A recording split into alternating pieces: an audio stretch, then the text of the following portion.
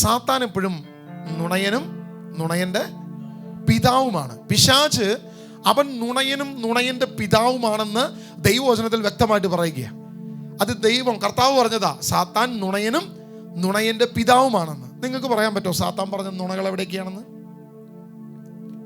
തുടക്കം തുടങ്ങി അവൻ നുണയെ പറയുന്നത് അല്ലേ? ഏതൻ തോട്ടത്തിൽ തുടങ്ങി അവൻ നുണയുടെ ഉസ്താദാ. പിന്നീട് അങ്ങോട്ട് നുണയുടെ ഒരു വലിയ കൊട്ടാരം തന്നെ അവൻ തീർക്കുന്നുണ്ട്. അനേക നുണകൾ നമുക്ക് കാണാൻ പറ്റും ബൈബിളിലുടനീളം. അവൻ നുണ സ്ഥിരമായി പറഞ്ഞുകൊണ്ടിരിക്കുന്നത് നമ്മൾ അനേകമായി കാണുന്നുണ്ട്, ഒത്തിരി നമ്മൾ കാണുന്നുണ്ട്. യോഹന്നാന്റെ സുവിശേഷം അതിൻ്റെ 19-ാം അധ്യായം അതിൻ്റെ 10ഉം 11ഉം വാക്യങ്ങളൊന്ന് വായിക്കാമോ? യോഹന്നാന്റെ സുവിശേഷം അതിൻ്റെ 19-ാമത്തെ അധ്യായം 10ഉം 11ഉം വാക്യം. പീലാത്തോസ് ചോദിച്ചു, നീ എന്നോട് സംസാരിക്കുകയില്ലേ? നിന്നെ സ്വതന്ത്രനാക്കാനും ക്രൂശിക്കാനും എനിക്ക് അധികാരമുണ്ടെന്ന് അറിഞ്ഞുകൂടെ? ഇത് ആരോടാ ചോദിക്കുന്നത്? യേശുവിനോട് ചോദിക്കുന്നത്. പീലാത്തോസ് യേശുവിനോട് ചോദിക്കുകയാണ്, എന്നോട് സംസാരിക്കുകയില്ലേ? നിന്നെ സ്വതന്ത്രരാക്കാനും നിന്നെ ക്രൂശിക്കാനും എനിക്ക് അധികാരമുണ്ടെന്ന് നിനക്കറിയത്തില്ലേ? എനിക്ക് അധികാരം. ആർക്ക്? പീലാത്തോസിന് അധികാരമുണ്ടെന്ന് നിനക്കറിയത്തില്ലേ? ഈ ചോദ്യമാണ് പീലാത്തോസ് ചോദിക്കുന്നത്. യൂദാസ് യേശുവിനെ ഒറ്റിക്കൊടുത്തു. യൂദാസിനെ പ്രേരിപ്പിച്ചത് ആരാ? സാത്താനാണ് പ്രേരിപ്പിച്ചത്, യൂദാസിനെ പ്രേരിപ്പിച്ചത്. പുരോഹിത പ്രമുഖന്മാര് യേശുവിനെ വധിക്കാൻ പീലാത്തോസിന്റെ കരങ്ങളിൽ ഏൽപ്പിച്ചു കൊടുത്തു. ഈ പുരോഹിതന്മാരുടെ മേൽ പ്രവർത്തിച്ചത് ആരാ? സാത്താനാണ് പ്രവർത്തിച്ചത്, പിശാചാണ് പ്രവർത്തിച്ചത്. ഇങ്ങനെ യേശുവിന്റെ ക്രൂശീകരണത്തിലേക്ക് പോകുമ്പം അതിൻ്റെ പിന്നിലെല്ലാം പ്രവർത്തിക്കുന്നത്, പ്രേരണ നൽകുന്നത് ആരാണ്? സാത്താനാണ് പ്രേരണ നൽകുന്നത്. ഇനി നമ്മൾ നേരെ ലൂക്ക സുവിശേഷം അതിൻ്റെ 8:28 മുതൽ 32 വരെ വാക്യങ്ങൾ. 8:28 വായിച്ചാലും മതി. ലൂക്ക 8-ാം അധ്യായം അതിൻ്റെ 28-ാം വാക്യം. യേശുവിനെ കണ്ടപ്പോൾ അവൻ നിലവിളിച്ചുകൊണ്ട് അവന്റെ മുൻപിൽ വീണ് ഉറക്കെ പറഞ്ഞു, യേശുവേ, അത്യുന്നതനായ ദൈവത്തിന്റെ പുത്ര, നീ എന്തിന് എന്റെ കാര്യത്തിൽ ഇടപെടുന്നു?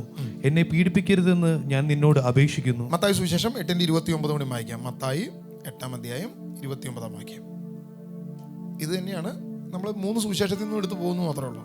അവർ അട്ടഹസിച്ചു പറഞ്ഞു, ദൈവപുത്ര, നീ എന്തിന് ഞങ്ങളുടെ കാര്യത്തിൽ ഇടപെടുന്നു? സമയത്തിന് മുൻപ് ഞങ്ങളെ പീഡിപ്പിക്കാൻ നീ ഇവിടെ വന്നിരിക്കുകയാണോ? സമയത്തിന് മുമ്പ് പീഡിപ്പിക്കാൻ വന്നിരിക്കുകയാണ്. മർക്കോസ് 1:24 കൂടി ഒന്ന് വായിച്ചു. മർക്കോസ് 1:24. അവൻ അലറി, നസറായനായ യേശുവേ, നീ എന്തിന് ഞങ്ങളുടെ കാര്യത്തിൽ ഇടപെടുന്നു? ഓക്കെ, ഞാനിവിടെ 3 സുവിശേഷകർ ഉപയോഗിച്ചിരിക്കുന്ന 3 വാക്കാ. നിങ്ങൾ ശ്രദ്ധിച്ചോ? അത് 3 സുവിശേഷകർ ഉപയോഗിച്ചിരിക്കുന്ന 3 വാക്കാ. ഒരു സ്ഥലത്ത് അവൻ അട്ടഹസിച്ചു പറഞ്ഞു, ദൈവത്തിന്റെ പുത്ര, നീ എന്തിന് ഞങ്ങളുടെ കാര്യത്തിൽ ഇടപെടുന്നു? സമയമാകുന്നതിന് മുമ്പ് ഞങ്ങളെ പീഡിപ്പിക്കാൻ വന്നിരിക്കുകയാണോ? അട്ടഹസിച്ചു പറഞ്ഞു. ഒരു സ്ഥലത്ത് പറയാണ് അവൻ അലറി, നസ്രായനായ യേശുവേ, നീ എന്തിന് ഞങ്ങളുടെ കാര്യത്തിൽ ഇടപെടുന്നു? ഞങ്ങളെ നശിപ്പിക്കാനാണോ നീ വന്നിരിക്കുന്നത്? നീ ആരാണെന്ന് എനിക്കറിയാം, ദൈവത്തിന്റെ പരിശുദ്ധൻ. ലൂക്കാ സുവിശേഷം പറയാണ് അവൻ നിലവിളിച്ചു പറഞ്ഞു, നീ എന്തിന് നസ്രായനായ യേശുവേ, നീ ആരാണെന്ന് എനിക്കറിയാം. അല്ലെ? അങ്ങനെയല്ലോ. ലൂക്കാ സുവിശേഷം ഒന്നുകൂടി വായിച്ചോ. ലൂക്ക 8:28 ഒന്നുകൂടി വായിച്ചോ. ലൂക്ക 8:28. യേശുവിനെ കണ്ടപ്പോൾ അവൻ നിലവിളിച്ചുകൊണ്ട് അവന്റെ മുൻപിൽ വീണ് ഉറക്കെ പറഞ്ഞു, യേശുവേ, അത്യുന്നതനായ ദൈവത്തിന്റെ പുത്ര, നീ എന്തിന് എന്റെ കാര്യത്തിൽ ഇടപെടുന്നു? എന്നെ പീഡിപ്പിക്കരുതെന്ന് നിന്നോട് ഞാൻ അപേക്ഷിക്കുന്നു. എന്റെ ചോദ്യം ഇതാണ്, സാത്താന് യേശുവിനെ മനസ്സിലായി. ഈ 3 കാര്യങ്ങൾ അവിടെ നടന്നു. അവൻ നിലവിളിച്ചു, അവൻ അട്ടഹസിച്ചു, അവൻ അലറി, അവൻ മുട്ടുകുത്തി, അവൻ നിലത്ത് വീണു, അവൻ യാചിച്ചു, സമയമാവുന്നതിന് മുമ്പ് ഞങ്ങളെ പീഡിപ്പിക്കരുതേ, ഞങ്ങളെ വിടരുതേ, ഞങ്ങളെ പാതാളത്തിലേക്ക് വിടരുതെന്ന് പറഞ്ഞ് അവൻ നിലവിളിച്ച് കരഞ്ഞവനാ. യേശുവിൻ്റെ മുമ്പിൽ യഥാർത്ഥമായ കമാൻഡിങ് ചെന്ന് കഴിഞ്ഞപ്പം, സാത്താനെ പുറത്തു പോകുക എന്നുള്ള കമാൻഡിങ് ചെന്ന് കഴിഞ്ഞപ്പം യേശുവിൻ്റെ മുമ്പിൽ സാത്താൻ നിലവിളിച്ചു, അലറി, മുട്ടുകുത്തി, കരഞ്ഞു, അപേക്ഷിച്ചു, ഞങ്ങളെ പാതാളത്തിലേക്ക് വിടരുതെന്ന് പറഞ്ഞു. ഞങ്ങളെ പന്നിക്കൂട്ടത്തിലേക്ക് വിട്, ഞങ്ങളെ സ്വതന്ത്രരാക്ക്, സമയമാകുന്നതിന് മുമ്പ്. അവൻ്റെ ആ കരച്ചിലിൻ്റെ ഒരു രീതി കണ്ടോ? എന്തായാലും നീ സമയമാകുമ്പോൾ ഞങ്ങളെ നശിപ്പിക്കും, ഗന്ധക തടാകത്തിലേക്ക് വിടും, അഗ്നിയിലേക്ക് വിടും, ഞങ്ങൾ ഇല്ലാതെയാക്കും. ആ അനുവദിച്ച സമയമെങ്കിലും ഞങ്ങൾക്കൊന്ന് താ. നീ അതും ബ്ലോക്ക് ചെയ്താൽ അതും ബ്ലോക്കാവും. അതായത് അന്ധകാരത്തിൻ്റെ തീക്കുഴിയിൽ നീ ഇപ്പോൾ തന്നെ ഞങ്ങളെ ബന്ധിക്കാൻ വന്നിരിക്കുകയാണോ? സമയമാകുന്നതിന് മുമ്പ് പ്ലീസ് ചെയ്യല്ലേ എന്ന് പറഞ്ഞിട്ട് കരച്ചിലാണ് സാത്താൻ. ഇവനെന്താ പറയണ്ടേ? അഭിനയ ചക്കവരട്ടിന്നോ എന്തെങ്കിലും വേറെ എന്തെങ്കിലും പേരിടാം നമുക്ക് വേണമെങ്കിൽ. അതായത് അവാർഡ് കൊടുക്കണം അവന്. അവൻ യേശുവിൻ്റെ മുമ്പിൽ അന്യായ കരച്ചില്, നിലവിളി, ആട്ടഹസിച്ച് മുട്ടേ നിന്നിട്ട് യാചന, പ്രാർത്ഥന. ഈ വൃത്തിയായിട്ടവനല്ലേ അപ്പുറത്ത് പീലാത്തോസിന് മുമ്പിൽ പറഞ്ഞിട്ട് എടാ പറയ് നിനക്കധികാരമുണ്ടെന്ന് അവനോട് പറ എന്ന് പറഞ്ഞിട്ട് പീലാത്തോസിനെ പ്രേരിപ്പിച്ചത് ഇവൻ തന്നെയല്ലേ. യൂദാസിനെ പ്രേരിപ്പിച്ചവനല്ലേ ഇവൻ ഒറ്റ കൊടുക്കാനായിട്ട്. പുരോഹിത പ്രമുഖന്മാരെ പ്രേരിപ്പിച്ചവനല്ലേ. നിയമജ്ഞരെ പ്രേരിപ്പിച്ചവനല്ലേ. അപ്പൊ ഇവരോടൊക്കെ പിശാച് എന്തായിരിക്കും പറഞ്ഞിരിക്കുക?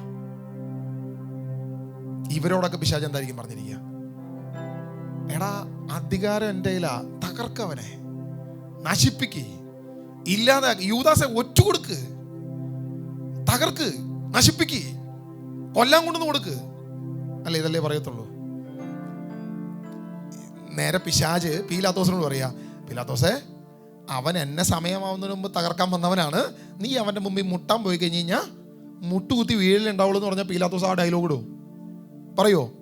യൂദാസിനോട് പറയാ, യൂദാസേ അത് യേശുവാണ്, അവൻ്റെ അടുത്ത് കളിക്കാൻ പോകണ്ട, അവനെ ഒറ്റ കൊടുത്താൽ നീ നിന്റെ ഉദരം പിളർന്ന് വയറ് പൊട്ടി നീ ചാകും, നീ വീർത്ത് ചാകും, അതുകൊണ്ട് നീ പോണ്ട, യഥാർത്ഥ സത്യം അതാണ്, നീ അങ്ങോട്ട് പോണ്ട എന്ന് പറഞ്ഞാൽ അവൻ ഈ പടിക്ക് പോവോ? പോകത്തില്ല. അപ്പൊ യൂദാസിനോട് അവൻ എന്ത് പറഞ്ഞു? നുണയായിരിക്കും പറഞ്ഞിരിക്കുന്നത്. ആരോടൊക്കെ നുണ പറഞ്ഞു? സകലരോടും അവൻ നുണ പറഞ്ഞു. നുണയുടെ ഒരു കൊട്ടാരം തന്നെ അവൻ തീർത്തു. എന്നാൽ യഥാർത്ഥത്തിൽ ക്രിസ്തുവിന്റെ മുമ്പിൽ വന്നപ്പോൾ അവൻ എന്താ പറഞ്ഞേ? നീ ആരാണെന്ന് ഞങ്ങൾക്കറിയാം, നീ സർവശക്തനായ ദൈവത്തിന്റെ പുത്രൻ, ദൈവത്തിന്റെ പരിശുദ്ധനാണ്, സമയമാകുന്നതിന് മുമ്പ് എൻ്റെ പൊന്നെ യേശുവേ ഞങ്ങളെ പാതാളത്തിലേക്ക് വിടല്ലേ. അപ്പൊ ഇവനെന്തറിയാം? കൃത്യമായ ഉട്ടായ്പ വിദ്യ അവനറിയാം. എവിടെ പിടിച്ചു നിൽക്കണം, എവിടെ എങ്ങനെ മുട്ടേ നിൽക്കണം, എവിടെ നിന്നാലാ പിടിച്ചു നിൽക്കാൻ പറ്റുമെന്ന് ഇവന് കൃത്യമായിട്ട് അറിയാം. നമ്മുടെ അടുത്തും ഇവന് ഇതേ അഭ്യാസം തന്നെ നടത്തത്തുള്ളൂ. നമ്മുടെ ജീവിതത്തിലും നമ്മുടെ ഭവനത്തിലും ഇതേ ട്രിക്ക് തന്നെ അവൻ നടത്തത്തുള്ളൂ.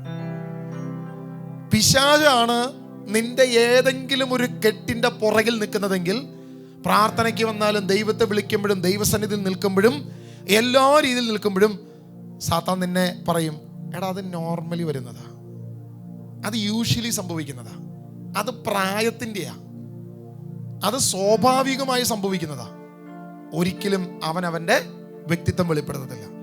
അവൻ പിടിച്ചു വെച്ചിരിക്കുന്നതാണെന്ന് ഒരിക്കലും നമുക്ക് വെളിപ്പെടുത്തൂല, നമ്മളൊട്ട് പ്രാർത്ഥിക്കത്തൂല. ചിലപ്പോൾ രോഗമായിരിക്കാം, ഒരുപക്ഷെ സാമ്പത്തിക പ്രശ്നമായിരിക്കാം, വിവാഹ തടസ്സമായിരിക്കാം. ചില വീടുകളെ കെട്ടിവെച്ചിരിക്കുന്ന ചില മേഖലകൾ ഞാൻ നേരത്തെ പറഞ്ഞത്, അതായത് തുടക്കം ഞാൻ പറഞ്ഞ ആൾ ഓർമ്മയുണ്ടല്ലോ, ദൈവദാസനാണ്, കർത്താവിൻ്റെ ശുശ്രൂഷ ചെയ്യുന്ന ആളാണ്, സുവിശേഷ വേല ഈ വചനങ്ങൾ എടുത്ത് എക്സ്പ്ലെയിൻ ചെയ്യുന്ന ആളാണ്. ഇതേ വാക്യങ്ങൾ വചനങ്ങൾ എടുത്ത് ഞാനും അവനും കൂടി ഒരുപാട് വീടുകളിൽ പോയിട്ടുണ്ട് ദൈവവചനം പറയാനായിട്ട്. എനിക്കൊരു സെക്കൻഡ് പോലും സമയം തരില്ല. എല്ലാം കഴിഞ്ഞ് കഴിയുമ്പോൾ ചോദിക്കും, നിനക്ക് വല്ലതും പറയാനോ? ഞാൻ പറഞ്ഞു 2 മണിക്കൂർ, ഇനിയൊന്നും പറയാനില്ല, പോവുക എന്ന് പറയും. കാരണം 2 മണിക്കൂർ ഇരുന്നാലും അവൻ ഒറ്റയ്ക്ക് ആ വീട്ടിലെ എല്ലാ കാര്യങ്ങളും ഡീൽ ചെയ്യും. ദൈവവചനം ഈ ബൈബിളിലെ ഇനി അവൻ അവിടെ പറയാനൊരു വാക്യം ഉണ്ടാവില്ല, ഒരാശയം ഉണ്ടാവില്ല, എല്ലാം തീർന്നിട്ടുണ്ടാവും. ഇനി ഞാനായിട്ട് എന്ത് പറയാനാ? പ്രാർത്ഥിക്കാതെ നമുക്ക് പോവാ, അവരെന്തായാലും ധ്യാനത്തിന് വരും, അങ്ങനെ പറഞ്ഞ് ഇറങ്ങി പോരേണ്ടി വരും. കാരണം അത്രയും നന്നായി ദൈവവചനം ബേസിക് കാര്യങ്ങൾ അത്ര ക്ലിയറായി മനസ്സിലാവുന്ന രീതിയിൽ പറഞ്ഞു കൊടുക്കുന്നവനാ. ഏത് കൊച്ചു കുഞ്ഞിനും മനസ്സിലാവുന്ന രീതിയിൽ കാര്യങ്ങൾ പറഞ്ഞു കൊടുക്കുന്ന ആളാ. എൻ്റെ വൈഫ് എന്നോട് പറയും, അവൾ വന്ന് എന്നോട് സംശയം ചോദിക്കും, ഞാൻ തിയോളജിയും തിയററ്റിക്കലും വലിയ വലിയ കാര്യങ്ങളൊക്കെ ആയിട്ട് പറയും. അവൾ പറയും, സോറി ഞാൻ ഡിനോനോട് ചോദിച്ചോളാം, അല്ലെങ്കിൽ ഞാൻ ബിബിൻ ബ്രദറോട് ചോദിച്ചോളാം, അവർ പറഞ്ഞെന്ന വല്ലതും മനസ്സിലാവും, നിങ്ങൾ പറഞ്ഞെന്ന് എനിക്കൊന്നും മനസ്സിലാവുന്നില്ലെന്ന് പറയും. എൻ്റെ അടുത്ത് പറയും, ഓപ്പണായിട്ട് പറയുന്ന കാര്യമാണ്. ഞാൻ പറയും, ആയിക്കോ നീ അവിടെ പോയി, അല്ലാതെ ഇപ്പം ഞാനിപ്പോൾ എന്ത് ചെയ്യാം? പക്ഷെ ഏത് ചെറിയ ആൾക്ക് മനസ്സിലാകുന്ന രീതിയിൽ പറഞ്ഞു കൊടുക്കുന്ന ഒരു വ്യക്തിയാണ് ഇദ്ദേഹം. പക്ഷെ സ്വന്തം ജീവിതത്തിലെ പ്രതിസന്ധി എന്ത് പറ്റി? 14 വർഷം ഇതേ പ്രശ്നം, ഇതേ ബ്ലോക്ക് അവിടെ പിടിച്ചു വന്നു. ഇനി ജീസസ് മിഷനിൽ സ്ഥിരം ധ്യാനം കൂടുന്ന ആളാ. ഓരോ വീട്ടിലും നമ്മൾ പോയി പറയുന്നതാ, സാത്താൻ ക്ലെയിം ചെയ്യും, പിശാച് പിടിച്ചു വെക്കുന്ന ക്ലെയിം വസ്തുക്കളുണ്ട്, ഇന്ന വസ്തു ക്ലെയിമാണ്, ഇന്ന ടീഷർട്ട് ക്ലെയിമാണ്, ഇന്ന സാധനം നിന്നെ തകർക്കും, ഇത് പറഞ്ഞു കൊടുക്കുന്നതാ. ഞങ്ങൾ പോയിട്ട് ഇതെല്ലാം പറഞ്ഞു കൊടുക്കുന്ന അവന്റെ ഭവനത്തിൽ ഈ സാധനം ഇരുന്ന് എന്ത് ചെയ്തില്ല? കണ്ടില്ല. അവിടെ ഇരുന്ന സാധനം ഞങ്ങൾ ആരും കണ്ടില്ല, അവനെയും കാണിക്കാൻ പിശാച് അനുവദിച്ചില്ല. ഇതാണ് പിശാച്. ഒരിക്കലും അവനവൻ്റെ വ്യക്തിത്വം വെളിപ്പെടുത്തത്തില്ല. അവൻ എപ്പോഴും നുണയുടെ നുണയുടെ രാജാവാണ്. നുണയും നുണയുടെ അപ്പനുമാണ് അവൻ. നമ്മളെ കബളിപ്പിക്കാൻ ഏറ്റവും ശക്തമായ ആയുധമായിരിക്കും അവൻ ഉപയോഗിക്കുന്നത്. ഞാനതുകൊണ്ട് ആ പ്രാക്ടിക്കൽ സൈഡ് എടുത്ത് വെച്ചേ. യേശുവിൻ്റെ മുമ്പിൽ അവൻ വന്ന് നിലവിളിച്ച് കമന്ന് വീട് കിടന്ന് കരയുക. ഇനി അതിൻ്റെ അപ്പുറത്ത് വേറൊരു വിഷയമുണ്ട്. നമ്മൾ പൗലോസ് അപ്പോസ്തലൻ അപ്പസ്തോല പ്രവൃത്തി അതിൻ്റെ 19-ാം അധ്യായം എടുത്തോ. അപ്പസ്തോല പ്രവൃത്തി 19:15 വായിച്ചു. എന്നാൽ അശുദ്ധാത്മാവ് അവരോട് ഇപ്രകാരം മറുപടി പറഞ്ഞു, യേശുവിനെ എനിക്കറിയാം, പൗലോസിനെയും അറിയാം, എന്നാൽ നിങ്ങൾ ആരാണ്? അപ്പൊ ഇവന് ആരൊക്കെ അറിയാം? പിശാചിനെ ആരൊക്കെ അറിയാം? യേശുവിനെ അറിയാം, സുവിശേഷകരെ അറിയാം, ദൈവത്തിന്റെ അനോയിന്റിംഗ് ഉള്ള ദൈവം തെരഞ്ഞെടുത്ത വ്യക്തികളെയും ആർക്കറിയാം? പിശാചിന് കൃത്യമായിട്ട് അറിയാം. ഇവൻ വന്നാൽ വിടുതലാണെന്ന് പിശാചിന് അറിയാം. അങ്ങനെയുള്ളവരുടെ അടുത്തേക്ക് ഈ വ്യക്തിയെ എത്തിക്കത്തൂല. അങ്ങനെയുള്ള മേഖലകളിലേക്ക് ഈ കാര്യം പറയിപ്പിക്കില്ല. അവിടെ എവിടെയെങ്കിലും ബ്ലോക്ക് ചെയ്യും, എവിടെയെങ്കിലും അത് ക്ലോസ് ചെയ്ത് കളയും. ഒരു തരത്തിലും അവിടെ എത്താൻ സമ്മതിക്കത്തില്ലെന്ന് പിശാച്. എല്ലായിടത്തും അവിടെ ബ്ലോക്ക് ഉണ്ടാക്കി കളയും. ആ വാക്യം ഒന്നുകൂടി വായിച്ചോ. എന്നാൽ അശുദ്ധാത്മാവ് അവരോട് പറഞ്ഞു, യേശുവിനെ എനിക്കറിയാം. അപ്പൊ പറയുന്നത് ആരാ? പിശാച പറയുന്നത്. ആരെയൊക്കെ അറിയാന്ന് പറയുന്നേ? യേശുവിനെ എനിക്കറിയാം. എനിക്കറിയാം. ഓക്കെ, യേശുവിനെ അറിയാമെന്ന് പറഞ്ഞ പിശാചല്ലേ യേശുവിൻ്റെ അടുത്ത് പീലാത്തോസ് പറയുന്നത്, നിന്നെ കൊല്ലാൻ വിടാൻ, ക്രൂശിലേക്ക് വിടാൻ അധികാരമുള്ളവനാണ് ഞാനെന്ന് പറഞ്ഞ പീലാത്തോസ് ധൈര്യമായിട്ട് പറ എന്ന് പറയാൻ പ്രേരിപ്പിച്ചത് ഇതേ പിശാചി തന്നെയല്ലേ? യൂദാസിന്റെ പുറകിൽ പ്രവർത്തിച്ച് ഇതേ പിശാചി തന്നെയല്ലേ? അപ്പൊ യേശുവിനെ അറിയാഞ്ഞിട്ടാണോ പിശാചി പോയിട്ട് ഈ പരിപാടി ചെയ്തത്? ഒറ്റ ഉദ്ദേശമേ ഉള്ളൂ. അവൻ പറഞ്ഞ കാര്യമാണ്, സമയമാകുന്നതിന് മുമ്പ് എന്നെ പീഡിപ്പിക്കാൻ വരരുത്. അവനറിയാം സമയമാകുമ്പോൾ എന്തായാലും നിത്യനരകത്തിലേക്ക് പോണ്ടി വരും. അതിൻ്റെ കൂടെ നീയും പോരണം. വാ പോരെ, നിന്റെ കൈയും കൂടി പിടിച്ച് നിന്നെയും കൂടി കൊണ്ടുപോയി അതിൻ്റെ അകത്ത് ഇടണം. ഈ ഒരൊറ്റ ഉദ്ദേശം പിശാചിനുള്ളൂ. അവൻ അതിനു വേണ്ടി എല്ലാ നുണകളും പറയും, എല്ലാ തകർച്ചയും നമ്മുടെ ജീവിതത്തിൽ ഉണ്ടാക്കും. നമ്മുടെ ജീവിതത്തിൽ ഒരു ഉയർച്ച, ഒരു അനുഗ്രഹത്തിന് തടസ്സമായി ഒരുപക്ഷെ നിൽക്കുന്നത് ഇതുപോലത്തെ പ്രവർത്തികളായിരിക്കാം. നമ്മൾ ഒരിക്കലും തെറ്റാണ് എന്ന് ചിന്തിക്കാത്ത ചില പ്രവർത്തനങ്ങളായിരിക്കാം. നമ്മളെ സംബന്ധിച്ച് നമ്മൾ ചെയ്ത് ശരിയാണ് എന്ന് വിചാരിക്കുന്ന ചില പ്രവർത്തനങ്ങളായിരിക്കാം ദൈവസന്നിധിയിൽ നമുക്കെതിരെ നിൽക്കുന്നത്, അല്ലെങ്കിൽ സാത്താൻ ക്ലെയിമായി വെച്ചുകൊണ്ടിരിക്കുന്നത്. നമ്മൾ ഒരിക്കലും ഇത് തിരിച്ചറിയാൻ പോകുന്നില്ല. നമ്മൾ നോക്കുമ്പോൾ നമ്മൾ എന്ത് ചെയ്യും? അത് സ്വാഭാവികമാണ്, അത് സന്ദർഭവശാൽ നമുക്ക് അപ്പം അങ്ങനെ ചെയ്യാൻ പറ്റത്തുള്ളൂ. ഈ അബോർഷനുമായി ബന്ധപ്പെട്ട് ഒരു ചേച്ചി എൻ്റെ അടുത്ത് വന്ന് സംസാരിച്ചപ്പോൾ കർത്താവ് പറഞ്ഞു, അബോർഷൻ ചെയ്തിട്ടുണ്ടോയെന്ന് ചോദിച്ചു. ചേച്ചി പറഞ്ഞു, ചെയ്തിട്ടുണ്ട്. അപ്പോൾ ഞാൻ പറഞ്ഞു, കർത്താവ് അതിനെതിരായിട്ട് നിൽക്കുന്നത്, ശക്തമായിട്ട് എതിർത്ത് നിൽക്കുക എന്ന് പറഞ്ഞു. അപ്പോൾ ചേച്ചി പറഞ്ഞു, അല്ല, ഞാനിത് പണ്ട് ഇന്ന സ്ഥലത്ത് ധ്യാനത്തിന് പോയപ്പോഴും എന്നോട് അവിടെയും പറഞ്ഞു. അത് കഴിഞ്ഞ് ഒരു 5 വർഷം കഴിഞ്ഞിട്ട് ഞാൻ വേറൊരു സ്ഥലത്ത് ധ്യാനത്തിന് പോയപ്പം അവിടെ എന്നോട് പറഞ്ഞു. അത് കഴിഞ്ഞ് വേറൊരു സ്ഥലത്ത് ധ്യാനത്തിന് പോയപ്പോൾ അവിടെ എന്നോട് പറഞ്ഞു. ഈ 3 സ്ഥലത്തും ഞാൻ കുമ്പസാരിച്ച് ദൈവസന്നിധിയിൽ ഈ പാപം ഏറ്റു പറഞ്ഞതാ ബ്രദറെ. ഇപ്പോഴും അത് അങ്ങനെ തന്നെ കിടക്കുമായിരിക്കുമോ? ഞാൻ പറഞ്ഞു, എനിക്കറിയത്തില്ല. കർത്താവ് എന്നോട് ഇപ്പോഴും ആ അബോർഷൻ്റെ കാര്യം പറഞ്ഞു. ചേച്ചിയല്ലല്ലോ എന്നോട് അബോർഷൻ പറഞ്ഞ്, ദൈവാത്മാവല്ല എന്നോട് അബോർഷൻ്റെ കേസ് പറഞ്ഞ്. ഞാൻ അങ്ങോട്ടല്ല ചോദിച്ചേ. അത് ശരിയാ, അത് കറക്റ്റാ. ഓക്കെ, ഞാൻ ചോദിച്ചു, ഒരു അബോർഷൻ അല്ലല്ലോ, 2 അബോർഷൻ നടന്നതായിട്ട് പറയുന്നുണ്ടല്ലോ എന്ന് ചോദിച്ചു. അല്ല, അത് ബ്രദറെ, അത് ആദ്യത്തെ കൊച്ചായി കഴിഞ്ഞിട്ട് ഒരു മാസമായപ്പോഴേക്കും ഞാൻ വീണ്ടും പ്രഗ്നൻ്റ് ആയി.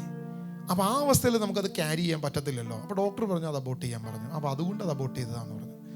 അപ്പം ഞാൻ ചോദിച്ചു, നിങ്ങൾ ഏത് അബോർഷനാണ് മാനസാന്തരപ്പെട്ട് ദൈവസന്നിധിയിൽ? അല്ല, പറഞ്ഞപ്പോൾ ഞാൻ എല്ലാം കൂടി മൊത്തത്തിൽ അങ്ങോട്ട് കൊടുത്തേർന്നു കുമ്പസാരത്തിൽ. ഇനിയിപ്പോൾ ഒരു കുറവ് വേണ്ടല്ലോ, നമ്മൾ രണ്ടും പറഞ്ഞു. ഞാൻ ചോദിച്ചു, ഈ 1ാമത്തെ അബോർഷൻ ശരിക്കും അത് കുറ്റമായിട്ട് കാണാൻ പറ്റുമോ? അല്ല ബ്രദറെ, എങ്ങനെയാണ്? 1 മാസം പോലും ആയിട്ടില്ല കുഞ്ഞിനെ. ആ സമയത്ത് പ്രഗ്നൻ്റ് ആയി കഴിഞ്ഞാൽ എന്താണ്, എങ്ങനെ മുന്നോട്ട് പോകാൻ പറ്റുക? ഏത് രീതിയിൽ അത് ഫോളോ അപ്പ് ചെയ്യാൻ പറ്റുക എന്ന് ചോദിച്ചു. അപ്പം എനിക്കൊരു കാര്യം മനസ്സിലായി. ഈ 1ാമത്തെ അബോർഷൻ്റെ കാര്യത്തിൽ പുള്ളിക്കാരത്തേക്ക് യാതൊരുവിധ കുറ്റബോധമില്ല, ഒരു കുറ്റബോധമില്ല. ഇവരെത്ര പ്രാവശ്യം കുമ്പസാരിച്ചു? 3 ധ്യാന കേന്ദ്രത്തിൽ പോയി, 3 സ്ഥലത്തും മെസ്സേജ് പറഞ്ഞു, 3 സ്ഥലത്തും മാനസാന്തരപ്പെട്ടു, കുമ്പസാരിച്ചു, പാപമേറ്റു പറഞ്ഞു. പക്ഷെ എന്തില്ല? കുറ്റബോധമില്ല, മാനസാന്തരമില്ല. അതിനെക്കുറിച്ചൊരു പശ്ചാത്താപം, അയ്യോ ഞാൻ ചെയ്തത് തെറ്റാണ് എന്ന ബോധ്യമില്ല. തെറ്റാണെന്ന് ബോധ്യമില്ലാതെ കുമ്പസാരിച്ചിട്ട് വല്ല കാര്യമുണ്ടോ? തെറ്റാണെന്ന് ബോധ്യമില്ലാതെ ദൈവസന്നിധിയിൽ ഏറ്റു പറഞ്ഞിട്ട് കാര്യമുണ്ടോ?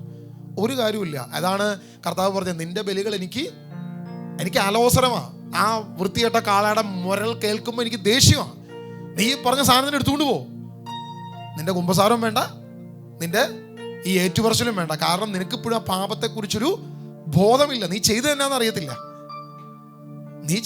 അറിയത്തില്ല. ഞാൻ ആ ചേച്ചിയോട് ചോദിച്ചു, ചേച്ചി ഓക്കെ 1-2 മാസത്തിൻ്റെ ഗ്യാപ്പിൽ പ്രഗ്നൻ്റ് ആയി, ഓക്കെ, നിങ്ങൾക്ക് അറിയില്ലായിരുന്നു അങ്ങനെ സംഭവിക്കുന്നത്. ഇതും ഓക്കെ.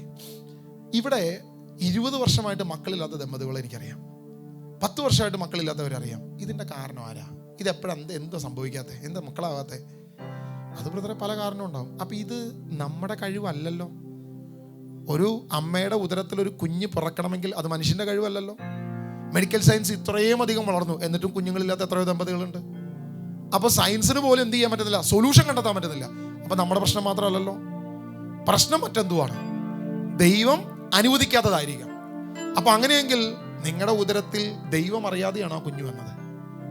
ദൈവം അനുവദിച്ചുണ്ടായ കുഞ്ഞിനെ കൊന്നു കളഞ്ഞിട്ട് നിങ്ങൾക്ക് ഇപ്പോഴും യാതൊരു ചിന്തയും ഇല്ലല്ലോ എന്നൊരു ചോദ്യം ചോദിച്ചപ്പം അവരിരുന്ന് കരയാൻ തുടങ്ങി. ഞാൻ പറഞ്ഞു, ഇനി ദൈവസന്നിധിയിൽ ഒന്ന് ഏറ്റു പറഞ്ഞു നോക്ക്, കർത്താവ് എന്തെങ്കിലും വിടുതൽ നൽകും. ചിലതിങ്ങനെയാണ്, അതായത് നമ്മൾ ചെയ്തത് തെറ്റാണ് എന്ന ബോധ്യം ഒരിക്കലും ആര് തരത്തില്ല, പിശാച് തരത്തില്ല. നമ്മൾ വിചാരിക്കുന്നത് അത് സ്വാഭാവികമായി സംഭവിക്കുന്നത്, പക്ഷെ റീസൺ അതെന്താ? ചിലപ്പോൾ നിസ്സാര സംഭവമായിരിക്കും, വളരെ മൈന്യൂട്ടായിട്ടുള്ളൊരു കാര്യമായിരിക്കും, വളരെ നിസ്സാരകരമായൊരു കാര്യമായിരിക്കും. പക്ഷേ അത് സ്വാഭാവികമായ സംഭവമായി നമ്മളതിനെ കരുതും, ഒരിക്കലും അത് സീരിയസ് ആയിട്ട് എടുക്കത്തില്ല. പല മേഖലകളും ഞാനിപ്പം ചില കാര്യങ്ങൾ ഉദാഹരണമായിട്ട് പറയണമെന്നുണ്ട്, പക്ഷേ അതൊക്കെ പറഞ്ഞാൽ ചിലപ്പോൾ ഇവിടെയുള്ള ആരെങ്കിലുമൊക്കെ ഇത് തന്നെയാണ് ഉദ്ദേശിക്കുന്നത്. കാരണം നിങ്ങളുടെയൊക്കെ ചില അനുഭവങ്ങളാണ്. പലപ്പോഴും നമ്മൾ ചിന്തിക്കാത്ത പല മേഖലകളുണ്ട്. ചില വീടുകൾ നമ്മൾ സന്ദർശിച്ചപ്പോൾ പല അനുഭവങ്ങൾ ഉണ്ടായിട്ടുണ്ട്. ചില കാര്യങ്ങൾ പറയുമ്പം ശരിയാ ബ്രദറെ, അത് സത്യമാണ്, പക്ഷെ അവരത് ചിന്തിച്ചിട്ടില്ല, അത് തെറ്റാണെന്ന് ചിന്തിച്ചിട്ടില്ല, അത് ദൈവസന്നിധിയിൽ അത് ക്ലെയിം ആണെന്ന് ചിന്തിച്ചിട്ടില്ല. നമ്മൾ എന്ത് ചെയ്തു? നേരത്തെ പറഞ്ഞ പോലെ വീടിൻ്റെ വാതിൽ ഉറപ്പിച്ച് ഉറപ്പല്ലേ, പൂട്ടി താക്കോൽ എടുത്തിട്ടല്ലേ പോകുന്നത്. നമ്മൾ താക്കോൽ എടുത്തു എന്ന് നമ്മൾ വിചാരിച്ചു, പക്ഷെ എന്ത് സംഭവിച്ചിരിക്കുക? ചില പാപങ്ങൾ നിമിത്തം ചില മേഖലകൾ തുറന്നിട്ടിരിക്കുക. അതിൻ്റെ ഗ്യാപ്പിലൂടെ പിശാച് വന്നിരിക്കുന്നുണ്ട്. ഇതാണ് എന്ന് മനസ്സിലാക്കാൻ പറ്റാത്ത വണ്ണം പിശാച് എന്ത് ചെയ്തിരിക്കുക? അതുപോലും അടച്ചു വെച്ചിരിക്കുക. സാത്താൻ എങ്ങനെയാ? നുണയനും നുണയൻ്റെ പിതാവുമാണ്, അവൻ്റെ അപ്പനാണ്. അവനാണ് അത് എന്ത് ചെയ്യുന്നത്? പ്രൊഡ്യൂസ് ചെയ്യുന്നവൻ. അതിൻ്റെ പ്രൊഡ്യൂസറാണ് പുള്ളി. നുണ ഉണ്ടാക്കുന്നത് അവനാ, നുണ കണ്ടെത്തുന്നവനാ. നുണ എങ്ങനെ, എപ്പോൾ, ഏത് രീതിയിൽ ഇംപ്ലിമെന്റ് ചെയ്യണമെന്ന് കൃത്യമായി പറയുന്നവനും ചെയ്യുന്നവനും അവനാ. അപ്പം അവൻ ഈ നുണ എന്ത് ചെയ്യും? നമുക്ക് ഇട്ട് തരും. നമ്മൾ ഒരിക്കലും മനസ്സിലാകത്തില്ല ഇതാണ് ഇതിൻ്റെ കാരണമെന്ന്. ഇത് തിരിച്ചറിഞ്ഞാലേ വിടുതലുള്ളൂ. ഇത് തിരിച്ചറിഞ്ഞാലേ ഈ മേഖലയിൽ ഒരു മാറ്റമുള്ളൂ. പറഞ്ഞേ ഹല്ലേലൂയ. കളുടെ ആധിക്യത്താൽ ഞാൻ അധികം ആഹ്ലാദിക്കാതിരിക്കേണ്ടതിന് ശരീരത്തിൽ ഒരു മുള്ള് എനിക്ക് നൽകപ്പെട്ടിരിക്കുന്നു. അതായത് എന്നെ ശല്യപ്പെടുത്തുന്നതിനും മതിമറന്ന് ആഹ്ലാദിക്കാതെ എന്നെ നിയന്ത്രിക്കുന്നതിനും വേണ്ടിയുള്ള പിശാചിന്റെ ദൂതൻ. ഒരു കാര്യം നമ്മൾ വ്യക്തമായിട്ട് മനസ്സിലാക്കുക. ചില പ്രശ്നങ്ങൾ നമ്മുടെ ജീവിതത്തിൽ വരുമ്പം നമ്മൾ തിരിച്ചറിയണം. അപ്പോസ്തലനായ പൗലോസ് വ്യക്തമായിട്ട് മനസ്സിലാക്കി. ഇതെന്താണെന്നുള്ളതിൽ ദൈവ ആദിമസഭാപിതാക്കന്മാരുടെ ഇടയിലൊക്കെ ഒത്തിരി കോൺട്രവേഴ്സ് ആയിട്ടുള്ളൊരു വിഷയമാണ്. അവർക്കും കൃത്യമായിട്ട് ഒരുപക്ഷെ ഇതൊരു രോഗമായിരിക്കാം, ഒരുപക്ഷെ പൗലോസിൻ്റെ ഏതെങ്കിലും പാപമേഖലയായിരിക്കാം എന്ന് പറയുന്നവരുണ്ട്. ഇങ്ങനെ പല രീതിയിലുള്ള അഭിപ്രായങ്ങളുണ്ട്. എന്ത് തന്നെയായിട്ടെ നമ്മൾ ആ ഒരു കോൺടെസ്റ്റ് മാത്രമേ എടുക്കുന്നുള്ളൂ. അതായത് പൗലോസിന് മനസ്സിലായി പിശാചിനൊരു മുള്ള് എൻ്റെ മേലുണ്ടെന്ന് മനസ്സിലായി. ബാക്കി എല്ലാവരുടെയും പിശാചുകളെ ബഹിഷ്കരിക്കുന്നവനാണ്, സാത്താനെ ഓടിക്കുന്നവനാണ്. പൗലോസിൻ്റെ നിഴൽ കാണുമ്പോൾ പിശാച് ഇറങ്ങി ഓടുക. അപ്പോസ്തല പ്രവൃത്തി 16-ാം അധ്യായത്തിൽ ഒരു പെണ്ണ് പുറയിൽ വന്നിട്ട് ഇവർ ദൈവത്തിൻ്റെ ദൂതന്മാരാണ്, ദൈവിക കാര്യങ്ങൾ ഇവർ സംസാരിക്കുന്നു എന്ന് പറഞ്ഞു. 1-ാമത്തെ ദിവസം കഴിഞ്ഞ്, 2-ാമത്തെ ദിവസം കഴിഞ്ഞ്, 3-ാമത്തെ ദിവസം കഴിഞ്ഞപ്പോൾ പൗലോസ് തിരിഞ്ഞു നിന്നിട്ട് പറഞ്ഞു യേശുവിൻ്റെ നാമത്തിൽ പുറത്തു പോകാൻ പറഞ്ഞു. അത് പുറത്തുപോയി. അവൾ പറഞ്ഞത് നന്മയായിരുന്നില്ലേ? അവൾ പറഞ്ഞത് ശരിയായിരുന്നില്ലേ? ഇവർ ദൈവസന്നിധിയിലേക്ക് നിങ്ങളെ നടത്തുന്നവരാണ്, ഇവർ ദൈവത്തിൻ്റെ ദൂതന്മാരാണ്, ദൈവിക വാക്കുകളാണ് ഇവർ സംസാരിക്കുന്നത്. നന്മയല്ലേ പറഞ്ഞേ? വല്ല നുണയും പറഞ്ഞോ? ഒരു നുണയും പറഞ്ഞില്ല, ഒരു മോശപ്പെട്ട പ്രവൃത്തിയും പറഞ്ഞില്ല. പക്ഷെ ഇവളുടെ ഉദ്ദേശം എന്നാണെന്നറിയോ? പിശാചിന് അതിൻ്റെ പുറകിലൊരു വലിയ ഉദ്ദേശമുണ്ട്. അപ്പസ്തോലന്മാർ ഉപദേശിക്കുന്നു കൊരിന്തിയിലെ ജനങ്ങളെ, അവരോട് അന്യ ആരാധനയിൽ നിന്നും തിന്മയുടെ വീഴ്ചകളിൽ നിന്നും പിന്തിരിയാൻ പറയുന്നു. ഇങ്ങനെ പറയുമ്പം ജനം മുഴുവൻ ആരെ വിശ്വസിക്കുന്നു? അപ്പസ്തോലന്മാരെ വിശ്വസിക്കുന്നു. അപ്പസ്തോലന്മാരുടെ കരങ്ങളിലൂടെ അത്ഭുതങ്ങൾ നടക്കുന്നു, വൻ അടയാളങ്ങൾ നടക്കുന്നു. ഈ അത്ഭുതങ്ങളും അടയാളങ്ങളും അപ്പസ്തോലന്മാരുടെ കരങ്ങളിലൂടെ നടക്കുമെന്ന് ആർക്കറിയാം? പിശാചിനറിയാം. അപ്പൊ പിശാച് ആദ്യം പറയാണ് ഇവർ ദൈവത്തിന്റെ ദൂതന്മാരാണ്, ദൈവത്തിന്റെ വാക്കുകളാണ് അവർ സംസാരിക്കുന്നത്, ദൈവിക പ്രവർത്തികളാണ് ഇവർ സംസാരിക്കുന്നത് പറയാം. അപ്പസ്തോലനായ പൗലോസിന് എല്ലാ കാലവും കൊരിന്തി സഭയിൽ നിൽക്കാൻ പറ്റത്തില്ല.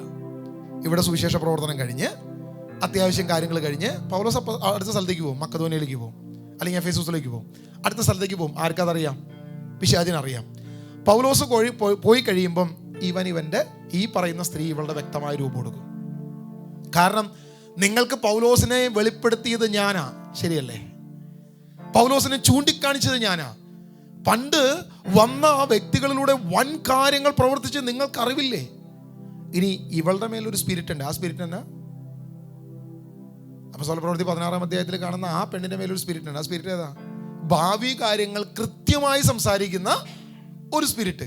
അതുകൊണ്ട് അവളുടെ യജമാനന്മാർക്ക് അനേക സമ്പത്ത്. ആ വാക്യം ഒന്ന് വായിച്ചോ. അപ്പോസ്തല പ്രവൃത്തി 16:18 കാണുന്നത്. 16:18 ഒന്ന് വായിച്ചോ. ഇനി അല്ല, ചിലരിങ്ങനെ ആകാംക്ഷയോടെ നോക്കിയിരിക്കുന്നത് ഇത് ആദ്യമായിട്ട് കേൾക്കുന്ന വചനം പോലെ, അതുകൊണ്ടൊന്ന് വായിപ്പിക്കാതെ വിചാരിച്ചു. പല ദിവസങ്ങൾ അവൾ ഇപ്രകാരം ചെയ്തു. പൗലോസിനെ ഇത് അസഹ്യപ്പെടുത്തി. അവൻ തിരിഞ്ഞ് അവളിലെ ആത്മാവിനോട് പറഞ്ഞു, അവളിൽ നിന്ന് പുറത്തു 16-ാം വാക്യം ഒന്ന് വായിച്ചു. ഞങ്ങൾ പ്രാർത്ഥനാ കേന്ദ്രത്തിലേക്ക് പോകുമ്പോൾ ഭാവി ഫലം പ്രവചിക്കുന്ന ആത്മാവ് ബാധിച്ച അടിമ പെൺകുട്ടിയെ കണ്ടു. ഭാവി പ്രവചനം വഴി അവൾ തൻ്റെ യജമാനന്മാർക്ക് വളരെ ആദായം ഉണ്ടാക്കിയിരുന്നു. കൃത്യമായ ഭാവി പറഞ്ഞാലല്ലേ കാശുണ്ടാക്കാൻ പറ്റത്തുള്ളൂ, അല്ലേ? അത് ഏത് ദുരാത്മാവ് വഴിയാണ്. പക്ഷെ അവൾ പറഞ്ഞ കാര്യങ്ങൾ കറക്റ്റായിരുന്നു. സംഭവിക്കാനിരിക്കുന്ന കാര്യങ്ങളെക്കുറിച്ച് കൃത്യമായി പ്രവചനങ്ങൾ പറയുന്ന ഒരു വ്യക്തി. ഇവൾ ആരെക്കുറിച്ച് പ്രവചനം പറയാണ്? പൗലോസിനെ ചൂണ്ടിക്കാണിക്കാണ്. ഇവൻ ആരാണ്? അവൾ പൗലോസിനെയും ഞങ്ങളുടെ പിറകെയും വന്ന് വിളിച്ചു പറഞ്ഞു, ഈ മനുഷ്യൻ അത്യുന്നതനായ ദൈവത്തിൻ്റെ ദാസന്മാരാണ്, ദൈവത്തിൻ്റെ ദാസന്മാരാണ്. അവർ നിങ്ങളോട് രക്ഷാമാർഗം പ്രഘോഷിക്കുന്നു. രക്ഷാമാർഗം പ്രഘോഷിച്ച് കഴിഞ്ഞ് ഇവർ പോകുമല്ലോ. പോയി കഴിയുമ്പോൾ ഇവളുടെ ബിസിനസ്സായിട്ട് ഇറങ്ങും. അതായത് കൊരിന്തിലെ സഭയെ മുഴുവൻ നശിപ്പിക്കാൻ പറ്റുന്ന ഒരു പിശാചാത്. ഈ സഭയെ മുഴുവൻ തകർക്കാൻ പറ്റുന്ന ഒരു പിശാചാണ്, ഒരു ശക്തമായ ദുരാത്മാവാ.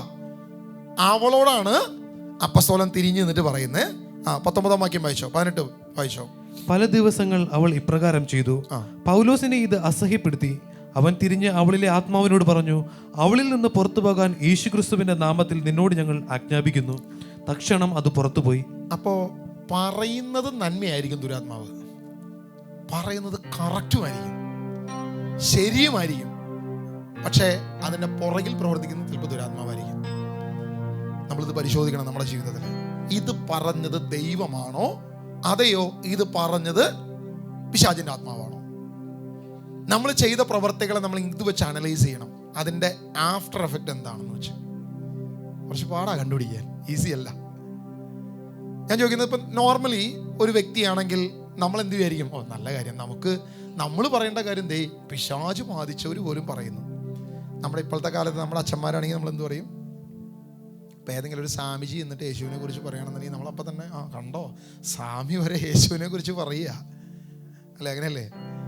അതിന് ഭയങ്കര ബൂസ്റ്റപ്പ് കൊടുക്കും. നമ്മളെ കത്തോലിക്കരൊക്കെ പറയാൻ വേണ്ട. പിന്നെ ഈ സാധനം സ്റ്റാറ്റസ് ആയിരിക്കും. കണ്ടോ വിജാതിയർക്ക് പോലും യേശുവിനെ കുറിച്ച് പറയാനാണ് 100 നാവ്, എത്ര കൃത്യമായി പറയുന്നു.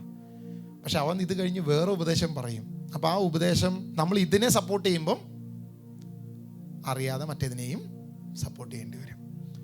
ഞാൻ വിഗ്രഹാരാധനയെ കുറിച്ച് ഒരു അച്ഛൻ പറഞ്ഞൊരു വീഡിയോ എടുത്തിട്ട് ഞാൻ നമ്മുടെ ചാനലിലിട്ടു. ഓ കർത്താവേ, ദൈവം വിഗ്രഹാരാധനയെക്കുറിച്ച് ഈ അച്ഛനെ കൊണ്ട്, അതും സഭയിൽ നിൽക്കുന്ന ശക്തമായ സുവിശേഷം പറയുന്ന ഈ അച്ഛനെ കൊണ്ട് പറയിപ്പിച്ചല്ലോ എന്ന് പറഞ്ഞ് വീഡിയോ ഇട്ടു. പിറ്റേ ദിവസം അച്ഛനെ തിരിച്ചു പറഞ്ഞു, ഞാൻ അങ്ങനെയൊന്നും പറഞ്ഞിട്ടില്ല, ഞാൻ അതല്ല ഉദ്ദേശിച്ചതെന്ന് പറഞ്ഞ് അച്ഛൻ തിരിച്ചു പറഞ്ഞു. അതിൻ്റെ ഇടയിൽ 2-3 കമൻറ്റ് വന്നപ്പോഴാണ് ഞാനും വായിച്ചത്. എനിക്കും കാര്യം മനസ്സിലായത്. അതായത് നമ്മൾ അച്ഛൻ്റെ ഒരു വീഡിയോനെ സപ്പോർട്ട് ചെയ്തപ്പം അച്ഛൻ പറയുന്ന എല്ലാ കാര്യത്തിനെയും നമ്മൾ സപ്പോർട്ട് ചെയ്തു എന്ന തരത്തിലേക്ക് കടന്നു വന്നു. പിറ്റേ ദിവസത്തെ വീഡിയോയിൽ ഞാനിത് ക്ലാരിറ്റി കൊടുത്തു. അച്ഛൻ പറയുന്ന എല്ലാത്തിനോടൊന്നും നമുക്ക് യോജിപ്പൊന്നുമില്ല. അച്ഛൻ ഈ കാര്യങ്ങളും പറയാൻ ദൈവം വാ തുറപ്പിച്ചല്ലോ, അതിലേ നമുക്ക് സന്തോഷമുള്ളൂ. ഇത് ഇപ്പോഴെങ്കിലും ഈ പ്രായത്തിലെങ്കിലും തുറന്നു പറയാൻ ദൈവം അച്ഛനെ ഉപയോഗിച്ചല്ലോ, അതിലുള്ള സന്തോഷം മാത്രമാണ് ഞാൻ ആ വീഡിയോ പങ്കുവച്ചിട്ടുള്ളത് എന്ന് നമ്മൾ മറ്റേ ഡിസ്ക്ലൈമർ കൊടുക്കേണ്ട അവസ്ഥ വന്നു. കാരണം നമുക്ക് ബോധ്യമില്ലാതെ ചില കാര്യങ്ങൾ ചെയ്യുമ്പോൾ സംഭവിക്കുന്നതാണ്. പക്ഷെ അപ്പോസ്തലനായ പൗലോസിൻ്റെ ആത്മാവിന് വ്യക്തമായിട്ട് മനസ്സിലായി, ഇത് നാളെ എനിക്ക് കുരിശാവും, എനിക്ക് കെണിയാവും. അപ്പോസ്തലൻ അപ്പം തന്നെ ശാസിച്ചു. അവളുടെ ഭാവി പ്രവചനം അതോടുകൂടി തീർന്നു. യജമാനന്മാർ അവൾക്കെതിരെ, പൗലോസിനെതിരെ ശക്തമായി പ്രക്ഷോഭം വരുത്തി പൗലോസിനെ മരണത്തിലേക്ക് നയിക്കുന്ന അവസ്ഥയിലേക്ക് കടന്നു വന്നു. അതിൻ്റെ തൊട്ട് താഴെയാണ് പിന്നീട് അവിടെ ലഹള നടക്കുന്നത്. ഏതൻസിൽ നടക്കുന്ന വലിയ ലഹള. പൗലോസിനെ മരിച്ചു എന്ന് കരുതി മുകളിൽ നിന്നും താഴേക്ക് എറിയുന്നത്. ശിഷ്യന്മാർ പോയി മരിച്ച അവസ്ഥയിൽ നിന്നും എടുത്ത് തിരിച്ചു കൊണ്ടുവരുന്ന അവസ്ഥ. അതിനെക്കുറിച്ചാണ് അപ്പോസ്തലനായ പൗലോസ് കൊരിന്ത്യർ ലേഖനത്തിൽ 12 പറയുന്നത്. സ്വർഗീയ ദർശനങ്ങളെ കുറിച്ച് എനിക്കും അറിയാം, ഞാനും സ്വർഗത്തിൽ പോയിട്ടുണ്ട്, 3-ാം സ്വർഗം വരെ ഞാനും പോയിട്ടുണ്ട്, അവിടെ ഞാൻ പലതും കണ്ട് മനസ്സിലാക്കി തിരിച്ചു വന്നവനാണ് ഞാനെന്ന് അപ്പോസ്തലനായ പൗലോസ് പറയുന്നത്. ഇവിടെ നടന്ന സംഭവത്തിൽ മരിച്ചു കിടന്ന, അല്ലെങ്കിൽ ബോധമില്ലാതെ കിടന്ന നിമിഷങ്ങൾ, മണിക്കൂറുകൾ. കലാപകാരികൾ പോകുന്നതിന് മുമ്പ് പോയി പിടിക്കാൻ പറ്റത്തില്ലല്ലോ, പിടിച്ചാൽ പോയി പിടിക്കുന്നവനും ഇടി കിട്ടും. പൗലോസ് മണിക്കൂറുകളോളം മരണത്തിലെ അവസ്ഥയിൽ കിടന്നു എന്ന് പറയുന്നത്. നമ്മൾ നേരത്തെ വായിച്ച 2 കൊരിന്ത്യർ അതിൻ്റെ 1-ാം അധ്യായം അതിൻ്റെ 8-ാം വാക്യം ഒന്ന് വായിക്കാമോ? 2 കൊരിന്ത്യർ 1:8. സഹോദരരെ, ഏഷ്യയിൽ ഞങ്ങൾ അനുഭവിച്ച ക്ലേശങ്ങളെപ്പറ്റി നിങ്ങൾ അറിഞ്ഞിരിക്കണമെന്ന് ഞങ്ങൾ ആഗ്രഹിക്കുന്നു. മരണഭയം ഉണ്ടാകത്തക്ക വിധം അത്രമാത്രം കഠിനമായും ദുസ്സഹമായും ഞങ്ങൾ പീഡിപ്പിക്കപ്പെട്ടു. എങ്ങനെ മരണഭയം ഉണ്ടാകത്തക്കവണ്ണം? അപ്പോസ്തലൻ പറയുന്നത് അതേ സംഭവത്തെക്കുറിച്ചാണ്. മരണം, മണിക്കൂറുകളോളം ജീവനില്ലാത്ത അവസ്ഥയിലേക്ക് ഞാൻ കിടക്കുന്ന ഒരു അവസ്ഥയിലേക്ക് വന്നു എന്നുള്ളതാണ് പറയുന്നത്. തൊട്ട് താഴെ വീണ്ടും പറയുന്നുണ്ട്, മാത്രമല്ല ഞങ്ങൾ മരണശിക്ഷയ്ക്ക് വിധിക്കപ്പെട്ടിരിക്കുന്നെന്ന് ഞങ്ങൾക്ക് തോന്നി. എന്നാൽ ഇത് ഞങ്ങളിൽ തന്നെ ആശ്രയിക്കാതെ മരിച്ചവരെ ഉയർപ്പിക്കുന്ന ദൈവത്തിൽ ആശ്രയിക്കാൻ വേണ്ടിയിട്ടായിരുന്നു. ലാസറിനെ ഉയർപ്പിക്കാൻ യേശുവിന് സാധിച്ചെങ്കിൽ, മരിച്ച 4-ാം ദിവസം അവനെ ഉയർപ്പിക്കാൻ എൻ്റെ യേശുവിന് സാധിച്ചെങ്കിൽ, എൻ്റെ പ്രത്യാശ എൻ്റെ കരങ്ങളിലല്ല, ദൈവകരങ്ങളിലാണ്. ഇവിടെയാണ് നമ്മളൊരു കാര്യം തിരിച്ചറിയേണ്ടത്. പിശാചിനെ അവൻ്റെ കുതന്ത്രങ്ങളെ തിരിച്ചറിഞ്ഞുകൊണ്ട് തന്നെ ശാസിക്കണം. അവൻ്റെ കെട്ടുകളെക്കുറിച്ച് നമ്മൾ ബോധവാന്മാരാകണം. അവൻ്റെ പ്രവൃത്തികളെക്കുറിച്ച്, അവൻ്റെ കുതന്ത്രങ്ങളെക്കുറിച്ച് നമ്മൾ വ്യക്തമായി ബോധ്യമുള്ളവരായി മാറണം. ഈ രീതിയിൽ പോയാൽ പറ്റത്തില്ല. വർഷം കുറേ ആയല്ലോ അല്ലേ? ആത്മാവിൽ നിൽക്കുന്നവരുണ്ട്, ക്രിസ്തുവിൽ മാനസാന്തരപ്പെട്ടവരുണ്ട്, യേശുവിനെ ആരാധിക്കുന്നവരുണ്ട്, പുതുതായി മാനസാന്തരത്തിലേക്ക് കടന്നു, എല്ലാ മേഖലകളിലുള്ളവരുണ്ട് നമ്മുടെ കൂട്ടത്തിൽ. ഇനിയും ഇങ്ങനെ എഴഞ്ഞു പോയാൽ മതിയോ? പോരാ. ഇനി നമ്മൾ കാര്യങ്ങൾ അറിഞ്ഞ് വ്യക്തതയോടെ മുന്നോട്ട് പോകണം. ഇനി ഈ രീതിയിൽ പോയാൻ പറ്റത്തില്ല. കാരണം പൗലോസ് അപ്പോസ്തലന് മനസ്സിലായി ഇവൻ കുരിശാകുമെന്ന് മനസ്സിലായതുകൊണ്ട് അതിനെ ശാസിച്ചപ്പോൾ അത് പുറത്തുപോയി അല്ലേ? നമ്മൾ തിരിച്ചറിയണം, നമ്മൾ നന്മയെന്ന് വിചാരിക്കുന്ന, നമുക്ക് ശരിയെന്ന് വിചാരിക്കുന്ന പലതും നമുക്ക് കെണിയായി നിൽക്കുന്നുണ്ട്. നമുക്കൊരിക്കലും തിരിച്ചറിയാൻ പറ്റുന്നില്ല. നമ്മൾ വിചാരിക്കുന്നത് ഇതൊക്കെയാണെന്ന് വിചാരിക്കുന്നത്. ഇതൊന്നും വലിയ പ്രശ്നമൊന്നുമില്ലല്ലോ, ഇതൊക്കെ സ്വാഭാവികമായിട്ടുള്ളതല്ലേ, ഇതൊക്കെ സാധാരണ ഒരു മനുഷ്യൻ ചെയ്യുന്നതല്ലേ എന്ന് വിചാരിക്കുന്ന പല കാര്യങ്ങളുണ്ട്, പല സംഭവങ്ങളുണ്ട്. ഒരു ചെറിയൊരു ഉദാഹരണം മാത്രം പറയാം, ഒത്തിരി സമയമില്ല, നമ്മൾ പെട്ടെന്ന് തീർക്കുക. അതായത് നമ്മൾ കാലങ്ങളോളമായി, ഇപ്പം അടുത്ത മാസത്തിലേക്ക് കടന്നു വരും, ഓഗസ്റ്റിലേക്ക് വരുമ്പോൾ, ഓഗസ്റ്റിലെ പ്രധാനപ്പെട്ട ഉത്സവം എന്തുവാ? ഓണാഘോഷം. ഏറ്റവും പ്രധാനപ്പെട്ട ആഘോഷമാണ് ഓണാഘോഷം.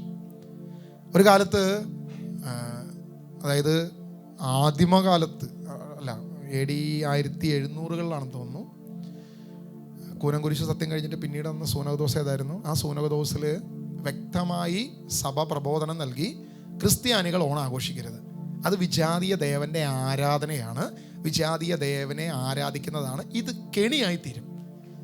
ഇതൊരു സൂനകദോസ് കൂടി സഭ ഔദ്യോഗികമായ പ്രഖ്യാപനം നടത്തി. എനിക്ക് തോന്നുന്നു ഉദയംപേര് സൂനകദോസാണെന്ന് തോന്നുന്നു, പക്ഷെ എൻ്റെ ഓർമ്മയിൽ അതാണ് വന്നത്. എന്നാൽ ഒന്നുകൂടി ഒന്ന് കൺഫേം ചെയ്യണം. അതിൻ്റെ ഇത് കിടക്കുന്നുണ്ട് എൻ്റെ കയ്യിൽ. ഈ സൂനകദോസിൽ കൃത്യമായി പ്രഖ്യാപനം നടത്തി. ആര്? സഭ. ഔദ്യോഗികമായി സഭ പ്രഖ്യാപിച്ചു ഓണാഘോഷം പാടില്ല. ഇന്നത്തെ അവസ്ഥ എന്താ? ഈ ഓണാഘോഷം ഇല്ലാത്ത ചർച്ച ഏതാ? അത് നോക്കിയാൽ മതി. ഉള്ളത് നോക്കി പോണ്ട, എല്ലായിടത്തും ഉണ്ട്. ഇല്ലാത്തത് എവിടെയുള്ളേ? നമ്മൾ പറയുമ്പോൾ എന്താ, അത് കേരളത്തിൻ്റെ ദേശീയ ഉത്സവമാണ്, അത് വെറുതെ ഒരു മുണ്ടെടുക്കുന്നു, ഒരു ഷർട്ട് ഇടുന്നു, ഇത്തിരി പച്ചക്കറി, ഇത്തിരി ഫുഡ്, ഇതൊക്കെ കഴിച്ചു പോകുന്നു, ഇതിൻ്റെ അപ്പുറത്തോട്ട് വേറെ ഒന്നുമില്ല. സാത്താൻ വയ്ക്കുന്ന കെണി എന്താണെന്ന് നമ്മൾ അറിയത്തില്ല.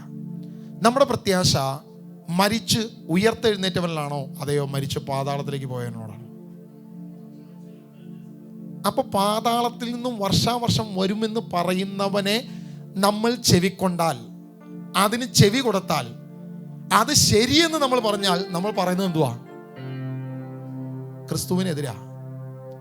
യേശു മരണത്തെ ജയിച്ചവനാ. മരണത്തെ ജയിച്ചവനിൽ വിശ്വസിക്കുകയും മരണത്തെ ജയിച്ചു എന്ന് പ്രഖ്യാപിക്കുകയും പറയുകയും ചെയ്യുന്നു. എന്നാൽ നേരെ തിരിച്ച് മറ്റവനെ കുറിച്ച് ചിന്തിച്ചുകൊണ്ടിരിക്കുകയും അവൻ്റെ ആഘോഷങ്ങൾക്ക് പോവുകയും ചെയ്യുന്നു. ഇത് കെണിയായിത്തീരും. ഇത് വൻ കെണിയായിത്തീരും. നമ്മൾ നോക്കുമ്പം പ്രശ്നമാണോ? അത് ബ്രദറെ ഇപ്പോൾ ഒരു ഇലയിട്ട് ഇത്തിരി ഭക്ഷണം കഴിക്കുന്ന പ്രശ്നമാണോ? ഇലയിട്ട് കഴിക്കും വേറെ എന്തോരം ദിവസമുണ്ട്. നിങ്ങൾ മാവേലിയെ ചിന്തിച്ചുകൊണ്ടാണ് ചെയ്യുന്നതെങ്കിൽ അത് പ്രശ്നം തന്നെയാണ്. യോഹന്നാൻ അതിൻ്റെ 2-ാം അധ്യായം 13-ാം വാക്യം.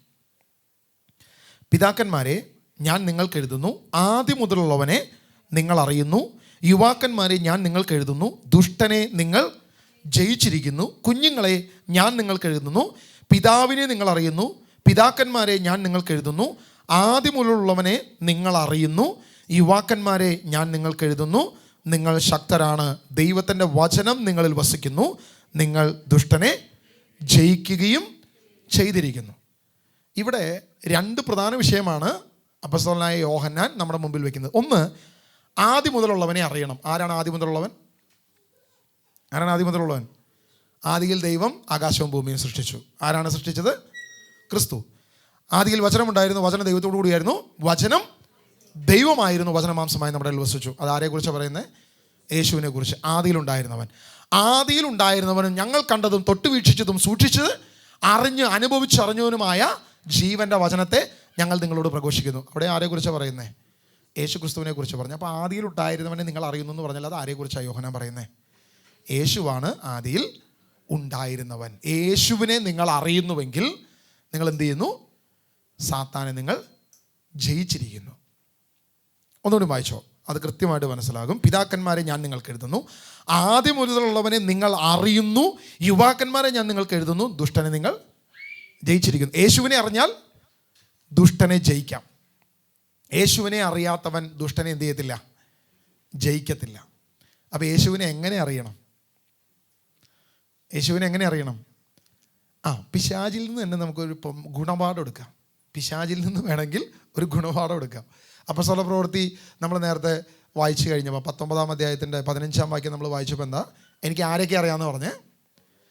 യേശുവിനെ എനിക്കറിയാം, പൗലോസിനെയും എനിക്കറിയാം. അപ്പോൾ യേശുവിനെ നമ്മൾ എങ്ങനെ അറിയണം?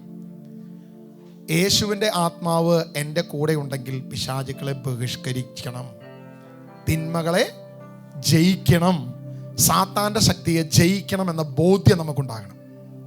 ഇതല്ലെങ്കിൽ അവനിപ്പോഴും ഭവനത്തിൽ കെട്ടിപ്പിടിച്ചിരുന്നു. ചില സ്ഥലങ്ങൾ ഇപ്പോഴും ചില ഭവനങ്ങൾ ബന്ധനത്തിലാണ്. വിടുതലിലേക്ക് കടന്നു വരാത്ത ഭവനങ്ങൾ അനേകമുണ്ട്. പ്രാർത്ഥനയിലേക്ക് വന്നിട്ട് 10 വർഷമായി, 15 വർഷമായി. ഇപ്പോഴും ചില ഭവനങ്ങൾ അതേ ബന്ധനത്തിൽ കിടക്കുക. നമ്മൾ മാനസാന്തരപ്പെട്ടു, ക്രിസ്തുവിലായി. പക്ഷെ മണ്ണിൽ നിന്ന് ഇപ്പോഴും നിലവിളി ഉയർന്നുകൊണ്ടിരിക്കുക. ഇപ്പോഴും നിലവിളി ഉയർന്നുകൊണ്ടിരിക്കുക. ആ ക്ലെയിം കിടക്കുന്നിടത്തോളം കാലം എന്ത് സംഭവിക്കും? ബന്ധനവും അവിടെ തന്നെ കിടക്കും. യാതൊരുവിധ മാറ്റവും ഇല്ല. പറഞ്ഞേ ഹല്ലേലൂയ, ഹല്ലേലൂയ, യേശുവേ ആരാധന.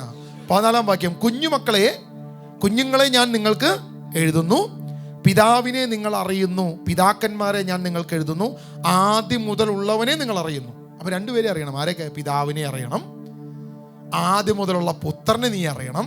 അപ്പോൾ പിതാവും പുത്രനും ഒന്നാണ്. പിതാവ്, പുത്രൻ, പരിശുദ്ധാത്മാവ് ഏകസത്തയായ ഏകസത്യ ദൈവമായ ത്രിയേക ദൈവമായ ദൈവത്തെ അറിയുമ്പോൾ നിനക്ക് എന്ത് മനസ്സിലാക്കാൻ പറ്റും? പിശാചിനെ ബഹിഷ്കരിക്കാൻ പറ്റും. യേശു വന്നത് എന്തിനു വേണ്ടിയിട്ടാണ്? പിശാചിനെ ബഹിഷ്കരിക്കാൻ, മരണത്തെ ജയിക്കുവാൻ, അവൻ്റെ കുതന്ത്രങ്ങളെ ഇല്ലാതാക്കുവാൻ, സാത്താൻ്റെ കെണികളെ തകർക്കുവാനാണ് യേശു വന്നതെന്ന് നീ അറിയണം. നീ അത് വിശ്വസിക്കണം, അത് വിശ്വസിച്ച് ഏറ്റെടുക്കണം. അത് ഏറ്റെടുത്തുകൊണ്ട് ദൈവിക പ്രവൃത്തി നമ്മുടെ കരങ്ങളിലൂടെ ദൈവം ചെയ്യുമെന്ന് വിശ്വസിക്കണം. ഹല്ലേലൂയ, ഹല്ലേലൂയ, യേശുവേ ആരാധന. ഇത് നമ്മൾ പലർക്കും അറിയാം, പക്ഷെ പ്രാക്ടിക്കൽ സൈഡിൽ ഇതില്ല. 2-3 പ്രാക്ടിക്കൽ സംഭവങ്ങളും കൂടി പറയാം. പക്ഷെ ഒരു വചനം കൂടി വായിച്ചിട്ട് നല്ലതാണെന്ന് എനിക്ക് തോന്നുന്നു. ഓക്കെ, റോമലേഖനം 16-20 വാക്യം നമുക്കൊന്ന് വായിക്കാം. റോമ 16-20. സമാധാനത്തിന്റെ ദൈവം ഉടൻ തന്നെ പിശാചിനെ നിങ്ങളുടെ കാൽ കീഴിലാക്കി തകർത്ത് കളയും. ആമേൻ. സമാധാനത്തിന്റെ ദൈവം നമ്മുടെ കൂടെ ഉണ്ടെങ്കിൽ പിശാചിനെ നിങ്ങളുടെ കാൽ കീഴിലാക്കും, നിന്റെ കാലിന്റെ താഴെ ആക്കുമെന്ന് നീ വിശ്വസിക്കണം. ഇത് ദൈവം പറഞ്ഞ കാര്യമാണ്. ദൈവത്തിന്റെ വചനം പറഞ്ഞു. യാക്കോബിന്റെ ലേഖനം അതിന്റെ 4-ാം അധ്യായം 7-ാം വാക്യം കൂടി വായിക്കാം. യാക്കോബ് 4:7 കൂടി വായിക്കാം. ആകയാൽ ദൈവത്തിന് വിധേയരാകുവിൻ, പിശാചിനെ ചെറുത്തു നിൽക്കുവിൻ, അപ്പോൾ അവൻ നിങ്ങളിൽ നിന്ന് ഓടിയകന്നുകൊള്ളും. അവൻ എപ്പോഴാ ഓടിയകലുന്നേ? പിശാചിനെ ചെറുത്തു നിന്നാലേ അവൻ ഓടിയകലത്തുള്ളൂ, അല്ലെ അവൻ അനങ്ങത്തില്ല. പ്രാർത്ഥനയിലേക്ക് വന്നാൽ അവൻ മാറുമോ? അവൻ പുറത്ത് നോക്കിയിരിക്കും. അവസരം കിട്ടാൻ വേണ്ടി അവൻ ചുറ്റും ഉണ്ടാവും. മാനസാന്തരത്തിലേക്ക് വന്നു, ക്രിസ്തുവിൽ പുതിയ വ്യക്തിയായി, ക്രിസ്തുവിലെത്തി, ഇതെല്ലാം ഉണ്ടെങ്കിലും അവനവിടെ തന്നെ സൈഡിൽ ഒതുങ്ങി നിൽക്കും. അശുദ്ധാത്മാവ് തിരിച്ചു വരുന്നതിനെ കുറിച്ച് ആരാ നമ്മളെ പഠിപ്പിച്ചേ? യേശു പഠിപ്പിച്ചേ. ഒരുവനിൽ നിന്നും അശുദ്ധാത്മാവ് വിട്ടുപോയാൽ അവൻ വരണ്ട സ്ഥലങ്ങളിലൂടെ നടന്ന് അവൻ അവസാനം ഇറങ്ങിപ്പോന്ന ഭവനത്തിലേക്ക് തിരിച്ചു വരികയും ആ ഭവനം അടിച്ചു തെളിച്ച് ശുദ്ധിയുള്ളതായി കാണുകയും ചെയ്യും. അവൻ അവസരം നോക്കി നിൽക്കും, വീണ്ടും കയറാൻ അവസരം നോക്കിക്കും. പിന്നെ കയറിയാലോ ആദ്യത്തേതിനേക്കാൾ മോശപ്പെട്ട അവസ്ഥ, അവൻ പോയി 7 എണ്ണത്തിനെ കൂടി പിടിച്ചു വരും. ഇതും നമ്മൾ ബോധവാന്മാരാകണം. അതിനാണ് കർത്താവിൻ്റെ ആത്മാവ് പറഞ്ഞ്, ആകയാൽ ദൈവത്തിന് വിധേയരാകുവിൻ, പിശാചിനെ ചെറുത്ത് നിൽക്കുവിൻ, അപ്പോൾ അവൻ നിങ്ങളിൽ നിന്നും ഓടിയകലും. നമ്മൾ അവനുമായിട്ട് യാതൊരുവിധ കോംപ്രമൈസും ഇല്ല. ഇനി അവനുമായിട്ട് യാതൊരുവിധ ബിസിനസ്സും ഇല്ല. അവൻ്റെ കബളിപ്പിക്കലിന് ഇനി നമ്മൾ നിന്ന് കൊടുക്കരുത്. അവനെ പൂർണ്ണമായി എതിർക്കാനുള്ള ശക്തി നമ്മൾ പ്രാപിക്കണം. അവനെ ചേർത്ത് നിൽക്കണം. അതിനകത്ത് കോംപ്രമൈസ് ഇല്ല. ഇവിടെ നമ്മൾ കോംപ്രമൈസ് ചെയ്തതാണ് നമ്മുടെ ജീവിതത്തിലെ തകർച്ചയുടെ ഏറ്റവും പ്രധാനപ്പെട്ട കാരണം. ഇപ്പോഴും അനങ്ങാതെ കിടക്കുന്നതിൻ്റെ കാരണം ഇതാ. എന്ത് വിഷയം തന്നെ ആയിക്കൊള്ളട്ടെ, നിങ്ങളുടെ ഭൗതിക മേഖലകളുടെ ഉയർച്ച ദൈവം ആഗ്രഹിക്കുന്നു. അതിനകത്ത് കോംപ്രമൈസ് ഒന്നുമില്ല. ജോണിച്ചേട്ടൻ്റെ മക്കൾക്ക് ഏറ്റവും നല്ലത് കൊടുക്കാനാണ് ആഗ്രഹിക്കുന്നത്? ആണോ? ജോണിച്ചേട്ടന് ഉള്ളത് എന്തായാലും കൊടുക്കാമല്ലോ. ആരെയും തട്ടിപ്പറിച്ചൊന്നും കൊടുക്കാനില്ല. നമ്മൾ സമ്പാദിച്ച് എന്തായാലും മക്കൾക്ക് കൊടുക്കും. ഒന്നും കൊണ്ടുപോകുന്നൊന്നുമില്ലല്ലോ.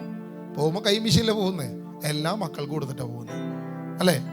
അപ്പം തൻ്റെ മക്കൾ ഏറ്റവും നല്ലത് ഇടണമെന്നല്ല ആഗ്രഹിക്കുന്നത് ദൈവം.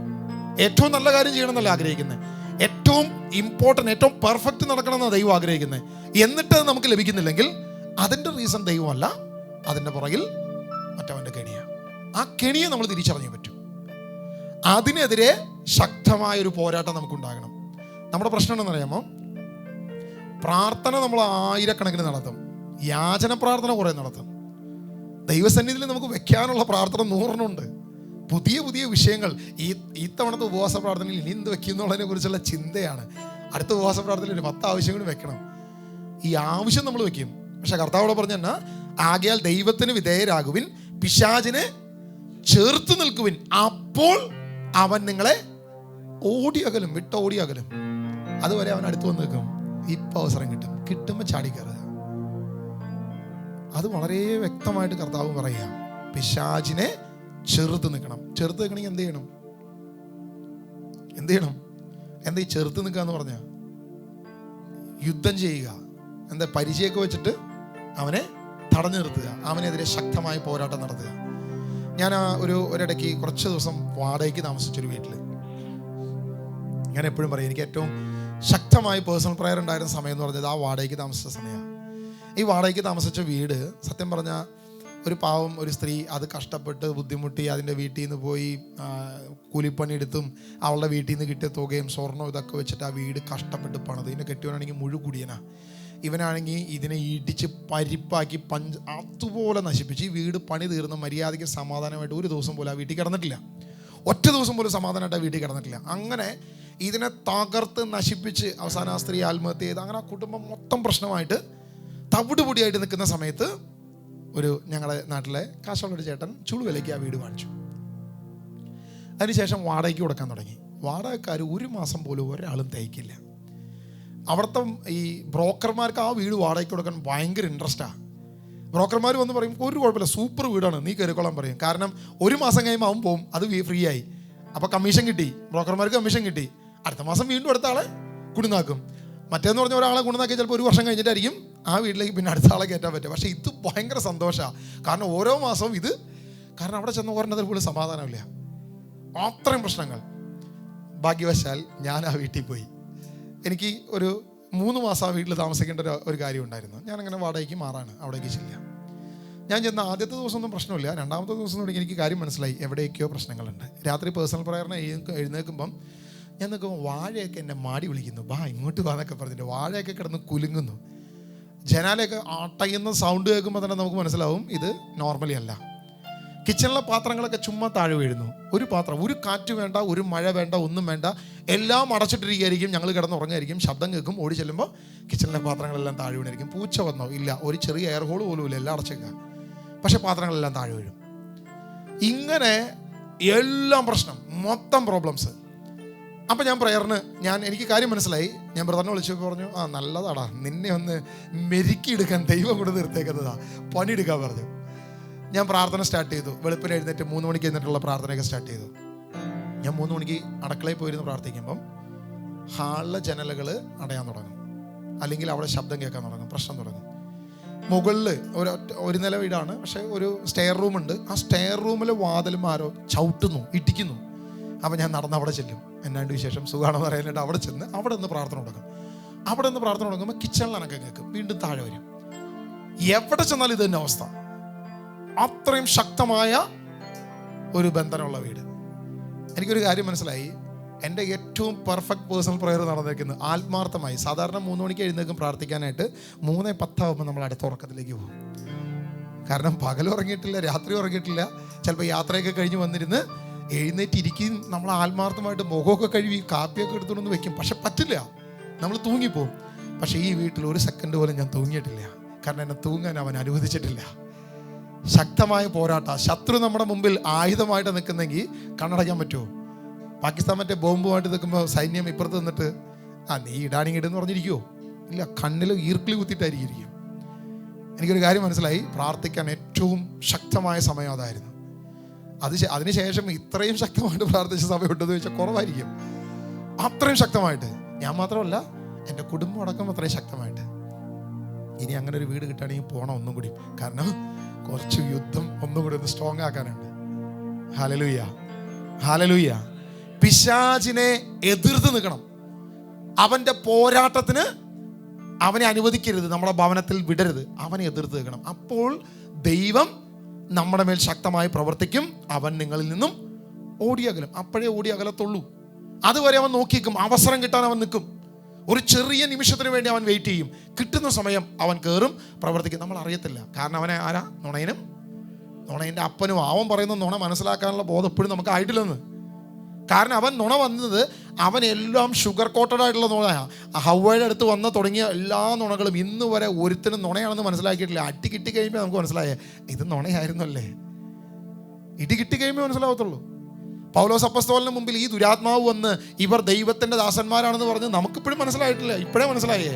പക്ഷെ പൗലോസിന് അപ്പോഴേ ദൈവാത്മാവിൽ കാര്യം വെളിപ്പെട്ടു. അതുകൊണ്ടാണ് പൗലോസ് ശാസിച്ചേ. പറഞ്ഞത് നന്മയാണ്, പറയുന്നത് പലതും നന്മയായിരിക്കും. പക്ഷേ ദൈവസന്നിധിയിൽ അത് നന്മയല്ല.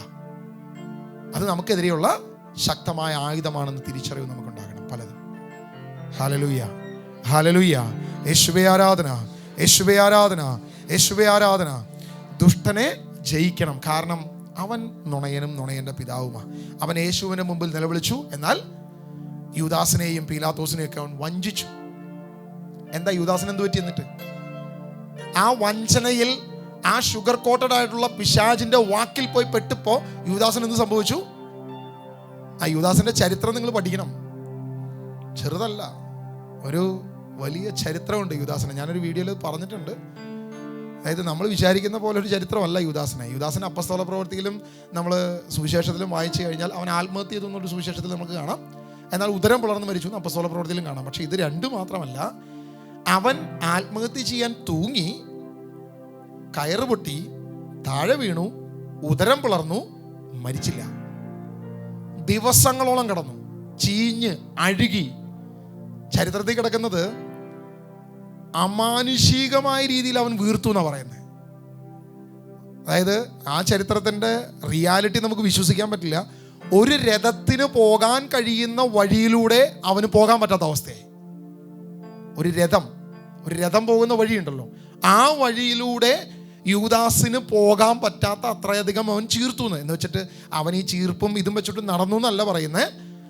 അതിൻ്റെ ഒരു ഉദാഹരണമാണ് പറയുന്നത്. ഇത്രത്തോളം ചീർത്തു, അത്രത്തോളം വികൃതമായി അവൻ പുഴുത്ത് നാറി അവിടെ കിടന്നു.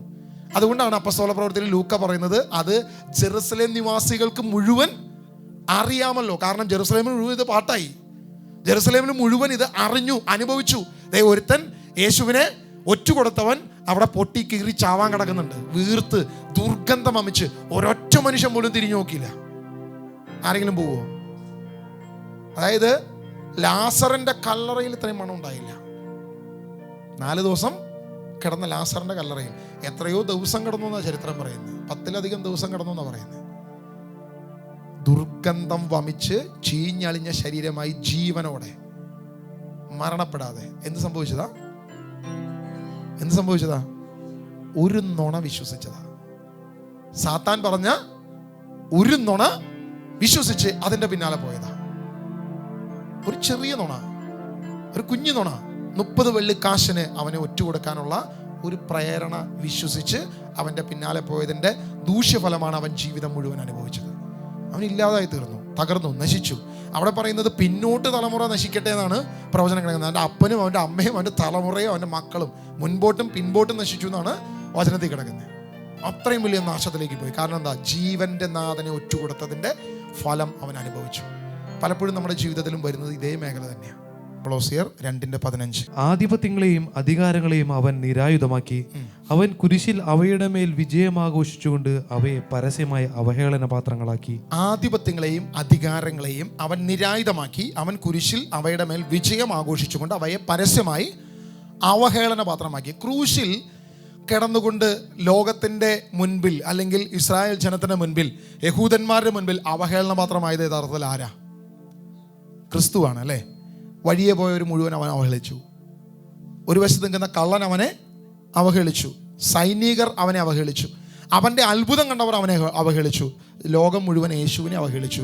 ഇവൻ അനേകരെ സുഖപ്പെടുത്തി, അനേകരെ രക്ഷിച്ചു, അനേകരെ രക്ഷിക്കാമെന്ന് വാഗ്ദത്തം കൊടുത്തു. പക്ഷേ ഇവനോ രക്ഷയില്ല, ഇവനോ തകർച്ചയാ, ഇവനോ പ്രതിസന്ധിയാ എന്ന് പറഞ്ഞു. എന്നാൽ അപ്പസ്തോലനായ പൗലോസ് കൊളോസ്യ ലേഖനത്തിൽ പറയുകയാണ്, ആധിപത്യങ്ങളെയും അധികാരങ്ങളെയും അവൻ എന്ത് ചെയ്തു? നിരായുധമാക്കി. അവർ കുരിശിൽ അവയുടെ മേൽ വിജയം ആഘോഷിച്ചുകൊണ്ട് അവയെ പരസ്യമായി അവഹേളന പാത്രമാക്കി. ഇതിനെക്കുറിച്ച് ജോൺ ക്രിസ്റ്റോസോം 4-ാം നൂറ്റാണ്ടിൽ ജീവിച്ചിരുന്ന സഭാപിതാവാണ്. അദ്ദേഹം പറഞ്ഞിരിക്കുന്ന ഒരു എക്സ്പ്ലനേഷൻ ഉണ്ട്. അതായത് അദ്ദേഹം പറഞ്ഞിരിക്കുന്നത്, ഇത് അപ്പസ്തോലനായ പൗലോസ് റോമൻ സൈന്യത്തെ നോക്കി പറഞ്ഞിരിക്കുന്നതാണ്. റോമൻ സൈന്യം സ്ഥിരമായി ചെയ്യുന്ന പ്രവൃത്തി, അവർ ഏതെങ്കിലും ഒരു രാജാവിനെ കീഴ്പ്പെടുത്തി കഴിഞ്ഞാൽ, ഏതെങ്കിലും ഒരു രാജ്യം കീഴ്പ്പെടുത്തി കഴിഞ്ഞാൽ, ആ രാജ്യം കീഴ്പ്പെടുത്തി രാജാവിനെ പിടിച്ച് അവനെ ചങ്ങലക്കിട്ട് ബന്ധിച്ച് സൈന്യം മുഴുവൻ കാഹളവുമായി തിരിച്ച് വിജയഘോഷം പ്രഖ്യാപിച്ചുകൊണ്ട് മുന്നോട്ട് വരും. പക്ഷേ അതിൻ്റെ ഏറ്റവും പുറകിൽ ആരുണ്ടാകും? ശത്രു രാജ്യത്തെ പിടിക്കപ്പെട്ട പരാജയപ്പെട്ട രാജാവ് ചങ്ങലകളാൽ ബന്ധിച്ച് എഴഞ്ഞ് പുറത്തോട്ട് വരുന്നുണ്ടാകാം. ഒരുപക്ഷെ കുതിരപ്പുറത്ത് വലിച്ചഴച്ചു കൊണ്ടുവരും, ഒരുപക്ഷെ ആളുകൾ അവനെ വലിച്ചഴച്ചു കൊണ്ടുവരും. ഇത് അവിടെ സ്ഥിരം നടക്കുന്ന പരിപാടിയാണ്. എന്തിനു വേണ്ടിയിട്ടാ? ഒരു നഗരി കാണിക്കലുണ്ട്, പരസ്യമായി അവഹേളന പാത്രമാക്കി. അതാ ഈ റോമനെതിരെ ശക്തമായ വാക്കുകളാൽ വീരവാദം പറഞ്ഞവനെ ഞങ്ങൾ പരാജയപ്പെടുത്തി. ഇന്ന് അവൻ പരാജയപ്പെടുത്തി. അവൻ ആയുധമില്ല, അവൻ തകർന്നു, അവൻ നശിച്ചു, അവനിനിയില്ല, അവൻ അവസാനിച്ചു എന്ന് റോമൻ ജനത്തെ മുഴുവൻ കാണുക ഈ ഒരു നഗരി കാണിക്കലുണ്ട്. റോമൻ രാജാവിന്, സൈന്യത്തിന് ഈ ഒരു പരിപാടി അവിടെ സ്ഥിരം നടക്കുന്ന പരിപാടിയാണ്. ഇതെടുത്തു വെച്ചിട്ടാണ് അപ്പോസ്തലനായ പൗലോസ് പറയുന്നത്, എന്ത് ചെയ്തു? പിശാചിനെ, അവൻ്റെ ആധിപത്യങ്ങളെ, പിശാചിൻ്റെ അധികാരങ്ങളെ അവൻ നിരായുധമാക്കി കുരിശിൽ അവയുടെ മേൽ വിജയം ആഘോഷിച്ചുകൊണ്ട്. റോമൻ സൈന്യത്തിൻ്റെ ആഘോഷമാണ് ഈ നടക്കുന്നത്. അവരെ പരാജയപ്പെടുത്തി അവരുടെ ആയുധങ്ങൾ പിടിച്ചെടുത്ത് അവരുടെ സൈന്യത്തെ കീഴടക്കി കഴിയുമ്പോൾ ഒരു വലിയ വിജയാഘോഷം നടക്കുന്നത്. ഇതേ വിജയാഘോഷം ആര് നടത്തി? ക്രൂശിൽ യേശു നടത്തി. പിശാചിനെയും അവൻ്റെ അധികാരങ്ങളെയും അവൻ്റെ ആയുധങ്ങളെയും ക്രൂശിൽ പരാജയപ്പെടുത്തി അവനെ പരസ്യമായി അവഹേളന പാത്രമാക്കിക്കൊണ്ട് അവൻ മുന്നോട്ട് പോയി. സത്യവേദോസത്തിൽ കുത്തുകാഴ്ചയായിട്ട്, കൂത്തുകാഴ്ചയോ, കൂത്തണം കൂത്തുകാഴ്ച എന്നാണ് കണ്ടു കിടക്കുന്നത് സത്യവേദോസത്തിൽ. ആരെങ്കിലും കൂടി സത്യവേദോസം ഉപയോഗിക്കുന്നുണ്ടോ? ഓക്കെ, അങ്ങനെ കിടക്കുന്നത്. അതായത് ലോകത്തിന് കാഴ്ചയാക്കി മാറ്റി, അവഹേളന കാഴ്ചയാക്കി മാറ്റി എന്നാണ് പറയുന്നത്. അത്രത്തോളം അവഹേളിച്ചവനാണ്, അല്ലെങ്കിൽ അത്രത്തോളം പരാജയപ്പെട്ടവനാണ് ഈ പിശാച്. ആയുധമില്ലാത്തവനാണ്, ഒരായുധവുമില്ലാതെ പരാജയപ്പെട്ടവനാണ്. പക്ഷെ അവൻ നമ്മുടെ മുമ്പിൽ നിന്ന് വന്ന് പറയും, ഞാനാണിപ്പോൾ വിജയിച്ചിരിക്കുന്നത്, ഞാനാണിപ്പോൾ സൂപ്പർ പവർ, ഞാനാണിപ്പോൾ അടിപൊളി. കാരണം അവൻ യേശുവിൻ്റെ മുമ്പിൽ വന്ന് പറഞ്ഞവനാ, നീ എന്നെ ആരാധിച്ച ഇത് മുഴുവൻ നിനക്ക് തരാമെന്ന് പറഞ്ഞ് യേശുവിനെ കബളിപ്പിക്കാൻ ശ്രമിച്ചവനാ. അപ്പോൾ നമ്മളെ കബളിപ്പിക്കുമോ? നമ്മളെ കബളിപ്പിക്കുമോ? എല്ലാ നുണയോ അവൻ പറയും. ഈ ബോധ്യം നമുക്കുണ്ടാകണം. അവൻ ആയുധമില്ല, അവൻ നിരായുധനാണ്, അവന് യാതൊരുവിധ ആയുധവും ഇല്ല. ഇന്ന് അവൻ്റെ ആയുധങ്ങൾ നിർവീര്യമാണ്. യേശുവിൻ്റെ നാമത്തിൽ ഒരായുധത്തിനും ശക്തിയില്ല, അവൻ്റെ യാതൊരു ശക്തിക്കും യാതൊരു അധികാരത്തിനും ഇല്ല. പക്ഷേ നീ അവൻ്റെ കാൽ കീഴിലായാൽ അവൻ്റെ ആയുധങ്ങൾക്ക് ശക്തിയായി, അവന് പവറായി. നമ്മെ തകർക്കാൻ പറ്റും, പിടിച്ചു വയ്ക്കാൻ പറ്റും, അനുഗ്രഹത്തെ തടയാം, വിവാഹത്തെ തടയാം, സ്വത്തിനെ തടയാം, നമ്മുടെ ഏതെങ്കിലും ഒരു സ്ഥലത്തെ ബന്ധിച്ചിടാം, ഭവനത്തെ ബന്ധിച്ചിടാം, ജോലിയെ തകർത്തിടാം, ജോലി മേഖലകൾ ഇല്ലാതാക്കാം. ഇങ്ങനെ എല്ലാ രീതിയിലും അവന് കെട്ടാൻ പറ്റും. നമ്മൾ ഇന്ന് മുതൽ ഒരു പ്രാക്ടിക്കൽ സൈഡ് ചെയ്യാൻ പോവുക. ഇന്ന് മുതൽ ഓരോ ദിവസവും വീട്ടിൽ നിന്ന് ഇറങ്ങുമ്പോൾ രാവിലെ ഒരു ജോലിക്ക് ഇറങ്ങുകയാണെങ്കിൽ ഡെലിവറൻസ് പ്രയർ ചെയ്യാതെ ഇറങ്ങരുത്. ഡെലിവറൻസ് പ്രയർ ചെയ്യാതെ ഇറങ്ങരുത്. എന്ത് കാര്യത്തിന് ഇറങ്ങുമ്പോഴും നിങ്ങൾ എന്ത് ചെയ്യണം? യേശുവിൻ്റെ നാമത്തിൽ. ഈ വാക്യം നിങ്ങൾ അതിൻ്റെ കീവേഡായിട്ട് ഉപയോഗിക്കുക. ആധിപത്യങ്ങളെയും അധികാരങ്ങളെയും അവൻ നിരായുധമാക്കി. അവൻ കുരിശിൽ അവയുടെ മേൽ വിജയം ആഘോഷിച്ചുകൊണ്ട് പരസ്യമായി അവയെ അവഹേളന പാത്രമാക്കിയതിനാൽ യേശുവിൻ്റെ നാമത്തിൽ എൻ്റെ ഭവനത്തെ സംരക്ഷിക്കുന്നു, യേശുവിൻ്റെ നാമത്തിൽ എൻ്റെ മക്കളെ സംരക്ഷിക്കുന്നു, യേശുവിൻ്റെ നാമത്തിൽ എൻ്റെ സ്വത്തുക്കളെ സംരക്ഷിക്കുന്നു, യേശുവിൻ്റെ നാമത്തിൽ എൻ്റെ ജോലിയെ സമർപ്പിക്കുന്നു, യേശുവിൻ്റെ നാമത്തിൽ എൻ്റെ എല്ലാ മേഖലകളെയും ദൈവസന്നിധിയിൽ സമർപ്പിക്കുന്നു. ഇനി അതിന് ആയുധങ്ങളില്ല പിടിച്ചു വയ്ക്കാൻ. ഇനി യാതൊരു കാര്യമില്ല. ജോലി ചെയ്യും, കാശ് കിട്ടില്ല. എല്ലാ ജോലിയും വരും, കൃത്യമായിട്ട് നടക്കും, പൈസ ഉണ്ടാവില്ല. കാര്യങ്ങളൊക്കെ മറ്റേ കപ്പിനും ചുണ്ടിനും അടുത്തോട്ട് വരും, പക്ഷെ കുടിക്കാൻ സമ്മതിക്കത്തില്ല. ഇങ്ങനെയുള്ള കാര്യങ്ങൾ നടക്കുന്നതിൻ്റെ പ്രധാനപ്പെട്ട കാരണം ഇതാണ്. സാത്താനെ കുറിച്ച് അറിയാത്തതാണ്, അവൻ്റെ കുതന്ത്രങ്ങളെ കുറിച്ച് ബോധ്യമില്ലാത്തത്. അതുകൊണ്ട് ഇന്നു മുതൽ ഏത് പ്രവൃത്തിക്ക് ഇറങ്ങിയ നിങ്ങൾ വീട്ടിൽ നിന്ന് ഇറങ്ങുന്നതിന് മുമ്പ് വീടിനെ സംരക്ഷിക്കുക, മക്കളെ സംരക്ഷിക്കുക, നമ്മുടെ അധികാരങ്ങളെ, നമുക്ക് നൽകിയ ദൈവിക അവകാശങ്ങളൊക്കെ സംരക്ഷിച്ച് പ്രാർത്ഥിക്കുക. ഈ വചനം ഉപയോഗിച്ച് തന്നെ പ്രാർത്ഥിക്കുക. കാരണം കൊളോസിയർ 2:15 ആധിപത്യങ്ങളെയും അധികാരങ്ങളെയും അവൻ നിരായുധമാക്കി. അവൻ കുരിശിൽ അവയുടെ മേൽ വിജയം ആഘോഷിച്ചുകൊണ്ട് അവയെ പരസ്യമായി അവഹേളന പാത്രമാക്കി. ഇനി എൻ്റെ യേശുവിൻ്റെ നാമത്തിൽ അവന് യാതൊരുവിധ അധികാരവുമില്ല, എൻ്റെ ഭവനത്തിൽ അധികാരമില്ല. നിങ്ങൾ വീട് പൂട്ടാണ്ട് പോരെ, ഒരുത്തിനും കയറത്തില്ല. അതിന് മുമ്പ് താക്കോല് ബൈക്കും ഇട്ടിട്ട് പോയിക്കോ. എനിക്ക് സംഭവിച്ചിട്ടുള്ള കാര്യം, അനുഭവമാണ് ഞാനീ പറയുന്നത്. ഒരുപാട് പേര് വരുന്നൊരു സ്ഥലത്ത് ഞാൻ ബൈക്കുമ്പോൾ താക്കോലിട്ട് ഊരിയില്ലേ, മറന്നുപോയി. എനിക്കാണെങ്കിൽ മോളിൽ നിന്ന് ഇറങ്ങി വരാനും പറ്റില്ല, മലയുടെ മുകളിലാണ്, പകുതിയായി. ഇനി അവിടെ നിന്ന് തിരിച്ചു വന്ന് താക്കോലെടുക്കലൊന്നും പറ്റില്ല. പിതാവിൻ്റെയും പുത്രൻ്റെയും പരിശുദ്ധാത്മാവിൻ്റെ നാമത്തിൽ ആ വാഹനത്തമ്മ താക്കോല് കിടക്കുന്ന ഒരുത്തിനും കാണരുത്, ഒരുത്തിനും കാണരുത്. എൻ്റെ കർത്താവിൻ്റെ സംരക്ഷണം അവിടെ ഉണ്ടാവണം. ഒരുത്തിനും കണ്ടില്ല. തിരിച്ചു വരുമ്പോൾ താക്കോലും അവിടെ തന്നെ ഉണ്ടായി, ഒരു സംഭവമില്ല. ഒരു മനുഷ്യൻ പോലും കണ്ടില്ല. താക്കോൽ അങ്ങനെ തന്നെ വണ്ടിയുമ്പോൾ കിടക്കുന്നുണ്ട്, ഒരുവനും കാണത്തില്ല. ഹെൽമെറ്റ് വെച്ചിട്ട് കാണുന്നില്ല. ഹെൽമെറ്റ് എടുത്തുകൊണ്ട് പോയ സ്ഥലമാണിത്, ഒരുപാട് നഷ്ടപ്പെട്ട സ്ഥലമാണ്. അതുകൊണ്ട് നമ്മൾ ഇതൊക്കെ കൊണ്ടുപോകുന്നു. പക്ഷെ താക്കോൽ എടുക്കാൻ മറന്നുപോയി. ബൈക്ക് എപ്പാടെ എടുത്തുകൊണ്ട് പോകാൻ പറ്റുന്ന രീതിയിൽ താക്കോൽ വെച്ചുകൊണ്ട്, പക്ഷെ ദൈവം സംരക്ഷിക്കും. ഞാൻ പറഞ്ഞത് ഇതുപോലെ ദൈവിക സംരക്ഷണം ഏർപ്പെടുത്തണം സകല കാര്യങ്ങളിലും. നമ്മുടെ മക്കളുടെ കാര്യങ്ങൾ നമുക്ക് പിന്നാലെ അടക്കാൻ പറ്റുമോ? മക്കളെ പറ്റുമോ? ഇതിനെ സംരക്ഷിക്കാൻ ഒറ്റ സ്ഥലമേ ഉള്ളൂ, ഒറ്റ സ്ഥലമേ ഉള്ളൂ. കർത്താവായ യേശുവിൻ്റെ സന്നിധിയിൽ സമർപ്പിക്കുക. അവൻ പരസ്യമായി അവയെ അവഹേളന മാത്രമാക്കി. ഇനി അവനൊരു അധികാരവുമില്ല.